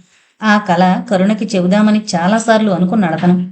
కానీ ఎందుకో చెప్పలేకపోయాడు. ఆమెతో చాలా స్నేహం పెరిగినా, బహుశా వారిద్దరి మధ్య దూరం పూర్తిగా తగ్గిపోయాక, ఇద్దరూ ఒకరికొకరు ఆ కలలో చెరువయ్యాక కానీ చెప్పలేడేమో. రాజుకి దొంగతనం చేయవలసిన అవసరం కలగలేదు. ఇంకా ఆనాటి గుర్రపు పందాల డబ్బు మిగిలే ఉంది. అతను తన సమయంలో చాలా భాగాన్ని పుస్తకాలు చదవడానికే వినియోగిస్తున్నాడు. పేకాటికి పిలుపొచ్చినా వెళ్ళడం లేదు. అందుకు బలమైన కారణమే ఉంది. ఆ కళ ప్రారంభమైన కొంచెం కాలం తర్వాత కలలో అతడు శిఖరాగ్రానికి, కరుణకి మొదటి కంటే కొంత చేరుకొచ్చాడు. మర్నాడు అతను పేకాట్లో కూర్చున్నాడు. కొంత లాభము సంపాదించాడు. కాని ఆ రాత్రి మళ్లీ వచ్చిన కలలో అతను శిఖరాగ్రానికి కిందటి నాటికంటే కొంత దిగువకు జారిపోయాడు. అది చూసి కాబోలు కరుణ ముఖం జాలిగాను విచారంగానూ మారిపోయింది. ఆమె పెదవుల మీద చిరునవ్వు మాయమైంది. కరుణను అలా చూడడం అతనికి దుర్భరం అనిపించింది. ఆమెలోని ఆ మార్పుకి తను తన ప్రవర్తనే కారణమనిపించి దుఃఖం వచ్చింది. ఇంకెప్పుడు చెడు పనులు చేయను కరుణ అని కన్నీరు మున్నీరుగా విలపించాడు కలలో. తెలివచ్చి చూసుకుంటే దిండంతా తడిసింది కన్నీటితో. తాగిన నాటి రాత్రి కలలోనూ అలాగే జరిగింది. దాంతో అతనికి ద్రోపడిపోయింది. తను చెడ్డ పనులు చేస్తే కరుణ విచారిస్తుంది. తను ఆమెకి దూరం అవుతాడు. ఆమెకి తను దూరం కాలేడు. ఆమంటే తనకెంతో ఇష్టం. ఆమె కోసం ఏం చేయడానికైనా సిద్ధమే. పట్టుదలగా అతను తాగడం మానేశాడు. పేకాట జోలికి పోవడం మానేశాడు. తర్వాత వచ్చిన కలలో అతను క్రమక్రమంగా కరుణకి దగ్గరవుతూనే వచ్చాడు. ఆ దూరం తగ్గుతున్న కొద్దీ అతని ఆత్రత పెరిగిపోతోంది. ఆ కల కోసమే అతను త్వరగా రాత్రి కావాలని కోరుకుంటున్నాడు. కాలం వేగంగా పరిగెత్తాలని ఆత్రత పడుతున్నాడు. ఆ దూరం పూర్తిగా దగ్గరవుతుందా? తను కరుణ పూర్తిగా చేరువవుతారా? తనని కరుణ చాచిన చేతులు అందుకుంటాయా? అందుకొని ఏం చేస్తాయి? అది తేలాలంటే ఆ కలకి ముగింపు రావాలి. కరుణ స్త్రీ అంటే ఎరుగని తనకి, స్త్రీ శరీరమే తప్ప హృదయం ఎరుగని తనకి నిజంగా స్త్రీ అంటే ఏంటో తెలియజెప్పిన ఉత్తమురాలు. మరో మనిషి అంటేనే భయపడుతూ ఒంటరితనంలోకి ముడుచుకుంటూ జీవించడానికి అలవాటు పడిన తనని అమృతం లాంటి స్నేహంలోకి, మనుషుల్లోకి నడిపించి జీవిత మాధుర్యాన్ని చవిచూపిన గురువిణి.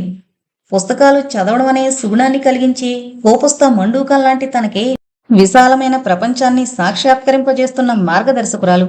వ్యసనాల నుంచి విముక్తుని చేసి నిజమైన జీవితం వైపు మలుపు తిప్పిన మహనీయురాలు. సంస్కారం, సహృదయత, స్నేహం ఎన్ని నేర్పిందామె తనకి. తన హృదయం నిండా కరుణే. నిరంతరము ఆమె కన్నులు తనని చూస్తున్నట్లే అనిపిస్తుంది. ఆమె తన ఎదురుగా లేకపోయినా ఆమె ప్రభావం నుంచి, పర్యవేక్షణ నుంచి తను తప్పించుకోలేడు.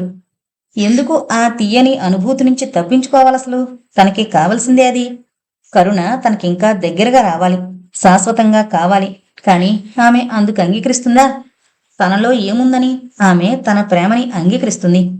ఆమె ఔన్నత్యం ముందు తను చాలా అల్పుడు. స్నేహం విషయం వేరు, ప్రేమ విషయం వేరు. తను ఎన్ని నవలలో చదవలేదు? స్త్రీ తనకంటే అన్ని విధాలా అధికుణ్ణి ప్రేమిస్తుందని, అటువంటి వాడినే వివాహమాడ గోరుతుందని. కరుణ అసాధారణ వ్యక్తే కాని వివాహం విషయం వచ్చేసరికి ఆమె మాత్రం తనలాంటి వాణ్ణి అంగీకరించే త్యాగానికి ఎందుకు సిద్ధపడుతుంది? ఎంత చిత్రం! తనలో ఎంత మార్పు! తను వివాహం కోసం ఆతరత పడుతున్నాడు. పెళ్లి చేసుకోవాలని ఊవిళ్ళూరుతున్నాడు. అతనికి ఏకాంతంలో కూడా సిగ్గు వేసింది. ఎందుకో హఠాత్తుగా లక్ష్మి ఆమె మాటలు గుర్తుకొచ్చాయి. ఆమె కళ్ళు తెప్పించడంలో తను పొరపాటు చేశాడా? అయితే దానిని సరిదిద్దుకోవడం ఎలా? తన బాధ్యత ఎంతవరకు? ఆమెకు తగిన వాడిని చూసి వివాహం చేసేస్తే లక్ష్మి అందంగా ఉంటుంది. సర్టిఫికెట్లు లేవన్న మాటే కాని చదువుకున్న వాళ్ళకిలా సంస్కారం ఉందామెలో. గంతకు తగిన బొంత అన్నట్లు ఆమెను పెళ్లి చేసుకునేవాడు దొరకపోతాడా? మరీ కాకపోతే కొంచెం డబ్బిస్తామంటే సరి. అందమైన లక్ష్మిని ఆనందంగా చేసుకుంటారు ఎవరైనా. అదే మంచిది. ఆమె సమస్యలకి వివాహమే పరిష్కారం. అప్పుడామె తనని కళ్ళు పొడిచేయమందు, అందంగా ఉన్నందుకు బాధపడదు. మరి ఆమె పెళ్లికి ఎంత అవసరమవుతుందో. తన దగ్గర ఎక్కువ లేదు. ఎక్కువ డబ్బు కావాలంటే ఒకటే మార్గం. తనకి తెలిసింది, చేతనైంది ఒకటే మార్గం. కాని అతను గజగజ వణికిపోయాడు. సింహళంలో బౌద్ధ భిక్షులు ఎక్కువగా నేత్రదానం చేస్తారు. వారి త్యాగం గొప్పది. కళ్ళు లేని వారికి కళ్ళివ్వాలని వాళ్ల తాపత్రయం. కళ్ళున్న వారిని కళ్ళు కప్పి మోసం చేసి వారి సంపాదనని ఆక్రమించుకోవాలనుకునే మనుషులు ఆ బౌద్ధ భిక్షువుల గురించి తెలుసుకోగలిగితే. మహర్షి మాటలు జ్ఞాపకం వచ్చాయి. అదే సమయంలో, డాక్టర్, మీరు నిజంగా మహానుభావులే అంది కరుణ అతనికి టీ అందిస్తూ. అతను తెల్లబోయి చూసి, ఏంటి నా మీదకు దండయాత్ర మొదలుపెట్టావు అన్నాడు నవ్వుతూ. రాజు నిన్న సాయంత్రం వచ్చాడు అందామె టీ తాగుతూ. అతను నీ దగ్గరికి ఏ సాయంత్రం రాలేదని నవ్వాడు చిలిపిగా. అలా కాదు, నిన్నటి రాజులో ప్రత్యేకత ఉంది అంటూ ఆమె కుర్చీలో వెనక్కి వాలింది. ఆమె మెదడులో గతం మెదులుతోంది. కరుణ, అతను ఉద్వేగంగా ఆమె 2 చేతులు తన చేతుల్లోకి తీసుకున్నాడు. ఎందుకో అతనిలో కొంచెం వణుకు. ఏంటి? నీకొక మాట చెబుతాను, నవ్వవు కదా, నమ్ముతావు కదా? తప్పకుండా చెప్పు. నేను ఇక నుంచి దొంగతనం చేయను. అతని కళ్ళలోకి నీళ్లొచ్చాయి. అయితే ఆ మాట చెప్పేయడంతో అతని హృదయం తేలికపడినట్లు ముఖంలో మార్పు, రిలీఫ్. ఈ మాట చెప్పే వరకు అతనెంత ఆత్రత చెందాడో. ఆమె అతని తలని ప్రేమగా నిమురుతూ, నువ్వటువంటి పనులు మానేసి చాలా కాలమైందిగా అంది మెచ్చుకుంటున్నట్లు. మానేసిన మాట నిజమే, కానీ శాశ్వతంగా మానేయాలని నిర్ణయించుకోలేదెప్పుడు. నీకు వాగ్దానం చేస్తున్నాను, జీవితంలో దొంగతనం చేయను. అంతగా బ్రతకలేకపోతే మరణిస్తాను, ఆత్మహత్య చేసుకుని, అంతే. అటువంటి అవసరం రాదులే రాజు. ప్రపంచంలో అందరూ చెడ్డ పనులు చేసే బ్రతుకుతున్నారా? నిజానికి చెడ్డ పనులు చేసేవారు బ్రతకనే లేరు. జీవితం మంచిలోనే ఉంది. ఒక్కసారి అతనికి తన గతమే మెదిలింది మనసులో. ఆ జీవితానికి ఇప్పటి జీవితానికి, చీకటికి వెన్నెలకి ఉన్నంత తేడా స్పష్టంగా అర్థమై కరుణ మాటల్లో ఎంత నిజముంది అనుకున్నాడు ఆశ్చర్యపడుతూ. నిజమే కరుణ. ఏమైనా ఇటువంటి నిర్ణయం తీసుకున్నందుకు నీకున్న అభినందనలు రాజు. మనుషుల్ని పైపైన చూసి కష్టపడితే ఫలం దక్కదని భ్రమపడకు. స్వేదం చిందించాకనే సుఖం అనుభవానికి వస్తుంది. కొంచెం ఆత్మవిశ్వాసం అవసరం, అంతే. మరి కష్టపడేవాళ్ళని, రిక్షా లాగేవాళ్ళని, బరువు పనులు చేసేవాళ్ళని చిన్నచూపు చూడడం? సందేహం వెలుగుచ్చాడు. వాదన కోసం కాదు, కేవలం తెలుసుకుందామని. డిగ్నిటీ ఆఫ్ లేబర్ అంటే శ్రామిక గౌరవం. తెలియని వాళ్ళు అలా పొరపాటు పడతారు. శ్రమకి గౌరవమే కాని అవమానం ఏమిటి? మనం అర్థం చేసుకోలేకపోతే తప్ప. ఎవరి పనులు వారు సక్రమంగా చేయకపోతే ప్రపంచం సాగనే సాగదు. ఆమె మాటలు అతనికి చాలా ఆనందం కలిగించాయి. నేను నీకు వాగ్దానం చేస్తున్నాను, ఇకపై దొంగతనం చేయను, తాగను, జోదమాడను. మంచి మనిషిగా బ్రతికేందుకు చిత్తశుద్ధితో ప్రయత్నిస్తాను అన్నాడు ఉద్రేకంగా. నిన్ను చూస్తే నాకు ఆనందంగాను గర్వంగాను ఉంది. నువ్వు నిజమైన మనిషివి. పద, ఈ శుభ సందర్భంలో నీకు తీపి తినిపించి పార్టీ ఇస్తాను. ఆగింది కరుణ. అది విషయం, జయించావన్నమాట నవ్వాడు మహర్షి కరుణను చూస్తూ. ఈ విజయం నాది కాదు, మీదే అందామే. కాదులే, పోనీ మనిద్దరిది. సాయంత్రం కాబోతోంది. అతను బయటకు వెళ్లేందుకు తయారవుతున్నాడు. సరిగ్గా ఆ సమయంలో వచ్చింది లక్ష్మి. ఆమెని చూస్తూనే అతని ముఖంలో అయిష్టతను దాచుకోలేకపోయాడు. కరుణ వద్దకు వెళ్లేటప్పుడు అతను ఎటువంటి అంతరాయాలను భరించలేడు. అదీ కాక నిన్న రాత్రి కలలో అతను కరుణకి చాలా దగ్గరగా చేరగలిగాడు. శిఖరంపైకి చేరుకోగలిగాడు. కరుణ చాచిన చేతుల్ని ఆనందంతో ఆత్రతతో అందుకున్నాడా లేదా అనేదే అతనికి తేలడం లేదు. సరిగ్గా ఆ క్షణంలో ఏదో పెద్ద శబ్దమై నిద్ర కళ భంగం కావడంతో అలా తెగిపోయింది కళ. ఇంకతనికి నిద్ర పట్టలేదు. ఆ కలలో చివర్న ఏమైంది? తనని కరుణ చేతుల్లోకి తీసుకుందా? నిజంగా తనకంత అదృష్టమా? ఎంత బుర్ర బద్దలు కొట్టుకుంటున్నా ఉదయం నుంచి హృదయం ఆశ నిరాశల మధ్య, ఆనందము విచారాల మధ్య, గెలుపు ఓటముల మధ్య, జీవన సాఫల్యము వైఫల్యాల మధ్య ఊయలలుగుతుందే తప్ప ఎటూ ఆగడం లేదు. ఆ ఉత్కంఠ భరించలేక ఇవాళ కొంచెం ముందుగానే కరుణని కలుసుకుని ఆమె ఎలా నిర్ణయించినా భరించేందుకు సిద్ధపడి ఆమె ముందు తన హృదయాన్ని బాధని నివేదించుకోవాలని బయలుదేరబోతుంటే ఇంతకంటే మరో మంచి ముహూర్తం దొరకనట్లు సరిగ్గా సమయానికి పానకంలో పుడకలా లక్ష్మి రావడం అతనికి ఎంత మాత్రమూ బాగోలేదు. అయినా కోపాన్ని విసుగుని లోపల దాచుకునేందుకు వ్యర్థ ప్రయత్నం చేస్తూ బాయ్ని పిలిచి ఆమెకి టిఫిను ఇద్దరికీ కాఫీ చెప్పాడు. లక్ష్మి మంచం మీద కూర్చుంది తల ఉంచుకుని. ఆమె చాలా దుఃఖం ఆపుకుంటోందని ఆ ముఖమే చెబుతోంది. నేను చచ్చిపోతాను, చివరిసారిగా మిమ్మల్ని ఒకసారి చూసి పోదామని వచ్చాను అందామే వెక్కిళ్ల మధ్య. లక్ష్మి, త్రుళ్ళిపడ్డాడతను. నా మీద మీరు అనవసరంగా పెట్టారేమో అంత డబ్బు. కళ్ళుండే కంటే కళ్ళు లేకపోతేనే బతకడం తేలిక. ఈ సంగతి అప్పుడే తెలుసుంటే కళ్ళు కళ్ళు అని ఆరాటపడి ఉండకపోయేదాన్ని. తెరలు తెరలుగా వస్తోన్న దుఃఖం మధ్య అందామే. ఏమైంది? ఆత్రంగా జాలిగా అడిగాడు. అందమైన ఒంటరి అమ్మాయికి ఏం జరుగుతుందో అదే జరగబోయింది. చావు తప్పి కన్ను లొట్టపోయినట్లు ఎలాగో తప్పించుకున్నాను. కానీ వాళ్ళు హెచ్చరించే వెళ్లారు. ఇవాళ కాకపోతే రేపైనా నన్ను లొంగ తీసుకుని తీరతామని ఏడుస్తూ అందామే. అలా జరిగాక చావడం కంటే జరగకుండా ముందే చచ్చిపోవడం మంచిది కదూ. చావు అన్న మాటే అతన్ని భయపెడుతోంది. పైగా ఆమె చావుకి తను బాధ్యుడేమో అన్న శంక అతన్ని మరీ కొంగదీస్తోంది. అటువంటి పిచ్చి ఆలోచనలు పెట్టుకోక పద అన్నాడు ఆమెని కాఫీ కూడా పూర్తి చేయకుండానే. ఎక్కడికి? నీ సమస్యకి పరిష్కారం దొరికే చోటుకి. ఇద్దరూ రోడ్డు మీదకొచ్చారు. దూరం ఎక్కువే, రిక్షాలో పోదాం అన్నాడతను సాధ్యమైనంతగా ఆలస్యాన్ని తగ్గించేందుకు. అతనికి ఆతృతగా ఉంది తన భవిష్యత్తు గురించి, లక్ష్మి భవిష్యత్తు గురించి. కరుణ స్వతంత్రంగానో మహర్షి సలహాతోనో ఏం నిర్ణయించబోతోందో. తను ఇలా లక్ష్మిని కూడా తీసుకువస్తున్నట్టు ముందుగా తెలియజేస్తే బాగుండేదేమో. దండయాత్రలా వెళ్లడం లేదు కదా తను లక్ష్మి. రిక్షాలో అతని పక్కన కూర్చున్న ఆమె కూడా ఆలోచనల్లో తేలిపోతుంది. ఇలా అతని పక్కన కూర్చోవడం కొత్తగా ఏదో తెలియని ఆనందంగా ఉంది. నిశ్చింతగా భద్రంగా హాయిగా అనిపిస్తోంది. ఈయనెంత మంచివాడు. తనకి కళ్ళు తెప్పించాడు. తను చనిపోతానంటే భయపడుతున్నాడు, బాధపడుతున్నాడు. ఇతనికి తాను ఎవరని, ఏమిటి తమ మధ్య బంధము అనుబంధము? ఆపు అన్నాడు తను రిక్షావాలని ఉద్దేశించి. ఇద్దరూ దిగారు. పద అంటూ లక్ష్మిని హెచ్చరించి తను ముందు దారి తీశాడు హాస్పిటల్ ఆవరణలోకి. మహర్షితో మాట్లాడుతున్న కరుణ వీళ్ళని చూడగానే ఎదురొచ్చి, రండి డాక్టర్ గారి గదిలో కూర్చుందాం అంటూ ఆహ్వానించింది. మీరు లక్ష్మి అవునా? అవును అందామే ఆశ్చర్యపోతూ. మీ గురించి రాజు చెప్పాళ్ళండి. నా పేరు కరుణ, ఇక్కడ నర్సుని అంటూ లోపలికి తీసుకెళ్లి డాక్టర్ మహర్షి, ఈమె లక్ష్మి అంది పరిచయం చేస్తూ. గుడ్, మీరు ఎప్పుడు వస్తారా అని ఎదురు చూస్తున్నాం. నేను కరుణ, చాలా సంతోషం. మీ ఆరోగ్యం బాగుంటుందా? కళ్ళతో సమస్యేమీ లేదు కదా? అభిమానంగా అడిగాడు. బాగానే ఉంది అందామె కొంచెం సిగ్గుపడుతూ. ఒట్టిది డాక్టర్, ఆమె కళ్ళు సమస్యని సృష్టించాయి అన్నాడు రాజు కొంచెం గట్టిగానే. లక్ష్మి త్రుళ్ళిపడింది. ఆ వాతావరణము మనుషులు ఆమెకి కొత్తగా ఉన్నాయి. రాజు మాటలకి ఆమెకు మరింత సిగ్గు వేసింది. అందుకే మీ దగ్గరకు తీసుకొచ్చాను. ఆమెకు భయం వేసింది ఈసారి. రాజు వీళ్ళకంతా చెప్పాడు కదా. అయ్యో, తను అనవసరంగా ఇక్కడికొచ్చింది. ఇప్పుడెలా? పారిపోవడానికైనా వీల్లేదే. చెప్పవేమమ్మా, బాధలు దాచుకుంటే పోతాయా? తగిన చికిత్స జరగాలి. ఏంటి నీ బాధ? సూటిగా అడిగాడు. లక్ష్మి తలదించేసుకుంది, చాలా సిగ్గుపడిపోతూ. ఆమెకు నోట మాట రావడం లేదు. ఆమె చెప్పదు డాక్టర్, నేనే చెబుతాను. ఆమె రాజు వైపు భయం భయంగా చూసింది. అయినా అతడు ఆమె గురించి పట్టించుకోకుండా చెప్పడం మొదలుపెట్టాడు. అప్పుడీమె అందురాలు, యాచనే జీవనాధారంగా రోజులు గడిపేది. ఆమెకు కళ్ళొచ్చాయి, నేనే తెప్పించాను. పశ్చాత్తాపపడుతున్నట్లు అన్నాడతను.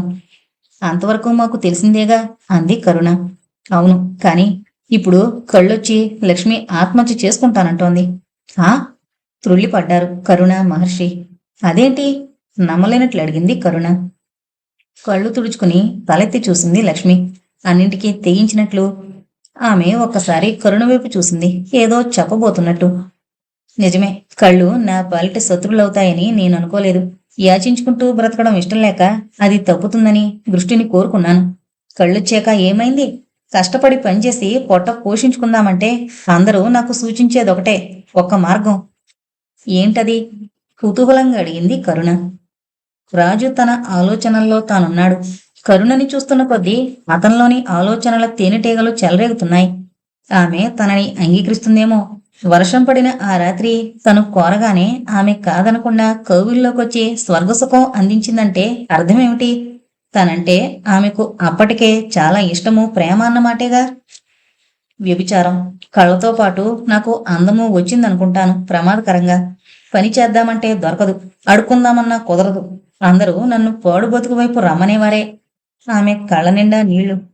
ఆమెకి ఆ రెండూ ఇష్టం లేదు డాక్టర్, అందుకని ఆత్మహత్య చేసుకుంటుందట. భయం భయంగా ఉంది రాజు కంఠం. నా వద్దకొచ్చి కళ్ళు పొడిచేమందొకసారి. కరుణ జాలి పడుతున్నట్లు, అతని సున్నితమైన బాధని అర్థం చేసుకోగలిగినట్లు, ప్రేమగా ధైర్యమిస్తున్నట్లు పిలిచింది. రాజు. అతను ఆమె వైపు దీనంగా రక్షించమన్నట్టు చూశాడు. ఆమె ఆత్మహత్య చేసుకుంటానంటే నీకు భయం వేస్తోందా? భయం కాదు, జాలి. అలాగా, దేనికి? ఆమెకి కళ్ళు రావడానికి కొంతవరకు నేను కారణం కదా. కొంతవరకు కాదు, చాలా వరకు. అప్పుడు నేను కళ్ళు తెప్పించకపోతే లక్ష్మికి ఇప్పుడు ఇలాంటి బాధ ఎదురవకపోను కదా. అంటే ఆమె ఆత్మహత్య చేసుకుంటే అందుకు బాధ్యుణ్ణి నేనే అవుతాను. ఆగిపోయాడు. అతనికి చేదుగా గతం గుర్తుకొస్తోంది. ఆ వేళ గుర్రపు పందెంలో చాలా డబ్బొచ్చిన్నాడు. తను మాటలతో ఆశలు చూపుతూ లక్ష్మితో ఆటలే ఆడుకున్నాడు ఒక విధంగా. ఆ వినోదానికి పరిణామం ఇది. కరుణకి అతని మనసులోని వ్యధ చాలా వరకు అర్థమైపోయి అతని మీద జాలిస్తోంది. కళ్ళు తెప్పించడం అనేది మంచి పనే తప్ప చెడ్డ పనేమీ కాదు. విచిత్రంగా ఒక మంచి పనికి ఫలం చేదుగా మారబోతోంది. అందుకే అతను తను తప్పు చేశానేమోనని భయపడుతున్నాడు. రాజులో ఎంత మార్పు! అతను మంచి మనిషి అయ్యాడు అనడానికి ఎంతకంటే వేరే ఏ తార్కాణం కావాలి? ఇదంతా మహర్షి చలవే. మహర్షి నిజంగా సార్థక నామధేయుడు, ధన్యజీవి. కర్మణ్యే వాధికారస్తే మా ఫలేషు కదాచన. గీతావాక్యం చదివాడు మహర్షి. కరుణ నవ్వింది.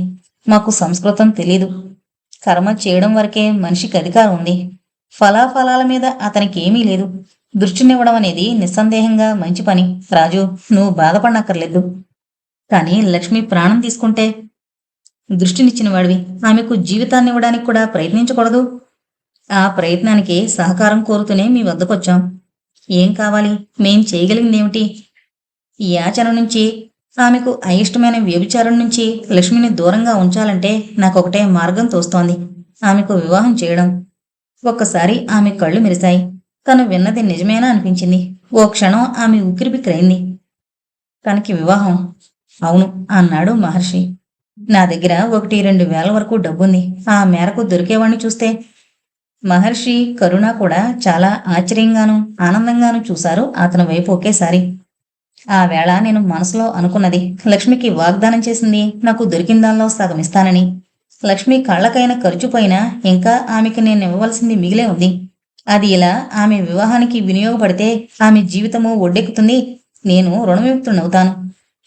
ఇంకా కరుణ తనని తాను నిగ్రహించుకోలేకపోయింది. రాజు అంటూ ఉద్వేగంగా అతని చెయ్యి అందుకుంది. అతని పట్ల ఆమెకు అపరిమితమైన గౌరవము, ఆరాధన కలిగాయి ఆ క్షణంలో. ఈ మనిషి ఎంత ఉన్నతుడు! రుజువు సాక్ష్యము లేని వాగ్దానం కోసం, ఒక మనిషి కోసం డబ్బు ఖర్చు పెట్టడం సరే, ఎంత బాధ్యత వహిస్తున్నాడని. ఆమె తన మంచి పనికి పర్యవసానంగా ఆత్మహత్య చేసుకుంటుందేమో అని తన ప్రమేయం లేకపోయినా ఆతృత చెందుతున్నాడు. ఆమె కోసం భయపడుతున్నాడు. ఎటువంటి త్యాగానికైనా సిద్ధపడేటట్లున్నాడు. ఇటువంటి అపూర్వమైన మనిషిన తననాడు సందేహించింది. మళ్లీ రాడని మహర్షితో వాదించింది. తన తప్పు అతనికి చెప్పుకుని క్షమాపణ కోరుకోవాలి. రాజుకి కరుణ స్పర్శ చాలా హాయిగా ఉంది. ఆ సుఖంలో అతను తేలిపోతున్నాడు. కలలు కంటున్నాడు. ఆశపడుతున్నాడు. మహర్షికి మహదానందంగా ఉంది.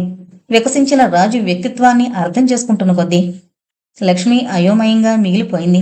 జరుగుతున్నదేమిటో ఆమెకు అర్థం కావడం లేదు. తనకి తన జీవితానికి ఎంత విలువుందా? తన గురించి ఇంత పట్టించుకునేవారున్నారా? వీళ్ళెవరు? తనెవరు? వీళ్ళకి తనకి సంబంధం ఏమిటి? తను చచ్చిపోతే వీళ్ళకొచ్చే నష్టమేమిటి? ఒక్కసారి నిశ్శబ్దాన్ని భంగపరుస్తూ మహర్షి గంభీరంగా పిలిచాడు. రాజు అన్నాడతను. పరిస్థితిని నేను సరిగ్గానే అర్థం చేసుకున్నాననుకుంటాను. ఒక చిన్న సూచన చేసేదా? తప్పకుండా అన్నాడతను గౌరవం నిండిన కంఠంతో. లక్ష్మికి వివాహం అవసరం. అలాగే నీకును, అవునా? కాదల్లేని రాజు ఆ మాటల్లోని సూచనకి త్రుళ్ళిపడ్డాడు.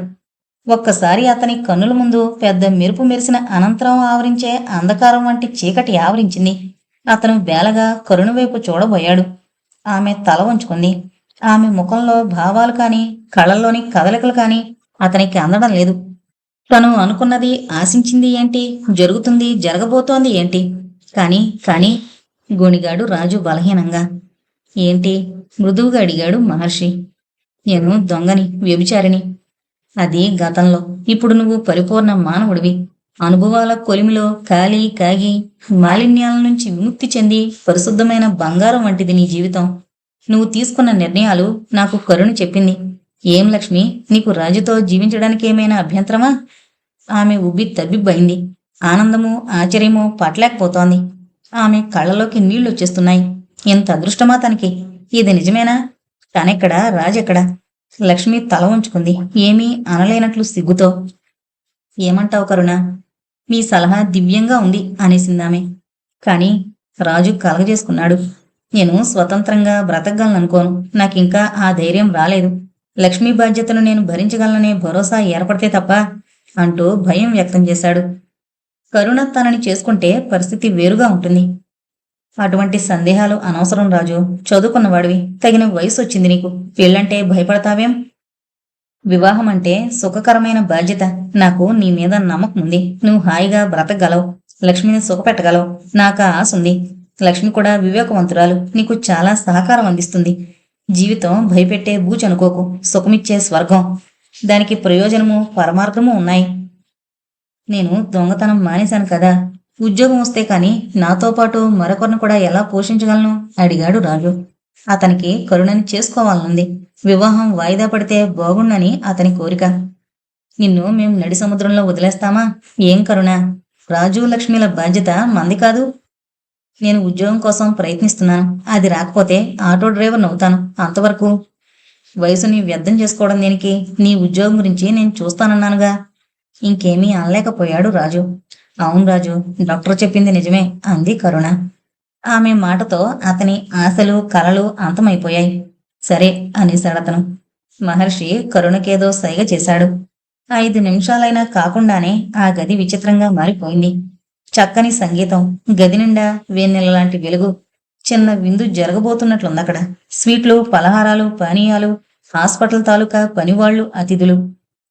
కరుణ మాట మేరకు స్నానాలు చేసి అలంకరించుకునొచ్చిన రాజు, లక్ష్మి ఆ ఏర్పాట్లు చూసి ఆశ్చర్యపోయారు. ఒక్కసారిగా సంగీతం ఆగింది. రాజు లక్ష్మిని వివాహం చేసుకుంటున్నాడు. వీరిద్దరి సహజీవనము సుఖంగా సాగాలి. సమాజానికి వీరు సేవ చేసే అవకాశాలు లభించాలి. ఒకరినొకరు ప్రేమించుకుంటూ, సమాజాన్ని ప్రేమిస్తూ, సంఘానికి తమ సాయశక్తుల సహకారం అందిస్తూ ఈ దంపతులు చిరకాలం హాయిగా జీవించాలి. మహర్షి రాజు చేతిని, కరుణ లక్ష్మి చేతిని పట్టుకుని ఆ 2 చేతుల్ని కలిపారు. అతిథులు ఆశీర్వదించారు. 5 నిమిషాల్లో వివాహం జరిగిపోయింది. విందు ప్రారంభమైంది. వధూవరులు ఒకరి పక్క ఒకరు కూర్చుని విందారగిస్తుంటే చూస్తున్న కరుణ కన్నులు ఆర్ద్రమయ్యాయి. నిజంగా మీరు సామాన్యులు కారు మహర్షి అందామె. ఏంటి సంగతి? నవ్వాడు ఆమె వైపు చూస్తూ. అతను దొంగ, ఆమె యాచకురాలు. ఇద్దరి జీవితాల్ని ఎంత అద్భుతమైన మలుపు తిప్పారు. నేనా? మీరే. ఏమీ కాదు. రాజుని మార్చిన ఘనత నీదే. స్నేహరాహిత్యంతోనూ ప్రేమరాహిత్యంతోనూ బాధపడుతున్న అతనికి స్నేహం అందించావు. ప్రేమని చెవి చూపావు. శారీరక రుగ్మతతో పాటు మానసిక అనారోగ్యాన్ని కూడా చికిత్సతో పోగొట్టి మనిషిని చేశావు. అతనిలో నిబిడీకృతంగా ఉన్న మంచితనాన్ని, సంస్కారాన్ని వెలికి తెచ్చి వృద్ధి చేశావు. విచిత్రం చూసావా? అతను మనిషి అవుతూనే లక్ష్మిని మనిషిని చేయగలుగుతున్నాడు. రాజు అనే జ్యోతిని నువ్వు వెలిగిస్తే ఆ జ్యోతి మరో జ్యోతిని వెలిగించింది. వీరిద్దరి కలయిక మరెన్ని జ్యోతుల్ని వెలిగిస్తుందో. నేరస్తుణ్ణి శిక్షించడం కంటే స్నేహము, ప్రేమ అందించడం వల్లనే అతన్ని నిజమైన మనిషిని చేయగలమని చెప్పింది మీరే మహర్షి. నేను కేవలం నిమిత్త మాత్రురాలనంతే. రాజు, లక్ష్మి ఒకరి చేయి ఒకరు పట్టుకుని అడుగులు వేసుకుంటూ వెళ్ళిపోతుంటే చూస్తున్న మహర్షి, కరుణ ముగ్ధులైపోయారు. వెన్నెలలో వాళ్ళిద్దరూ కలిసి వేస్తున్న అడుగులు ఏనాటికి విడకూడదని ఇద్దరూ మనస్ఫూర్తిగా కోరుకున్నారు. ఇంతటితో జ్యోతిర్గమయ అనే నవల కంప్లీట్ అయిందండి. దయచేసి మన ఛానల్ను సబ్స్క్రైబ్ చేసుకోగలరు. Thank you.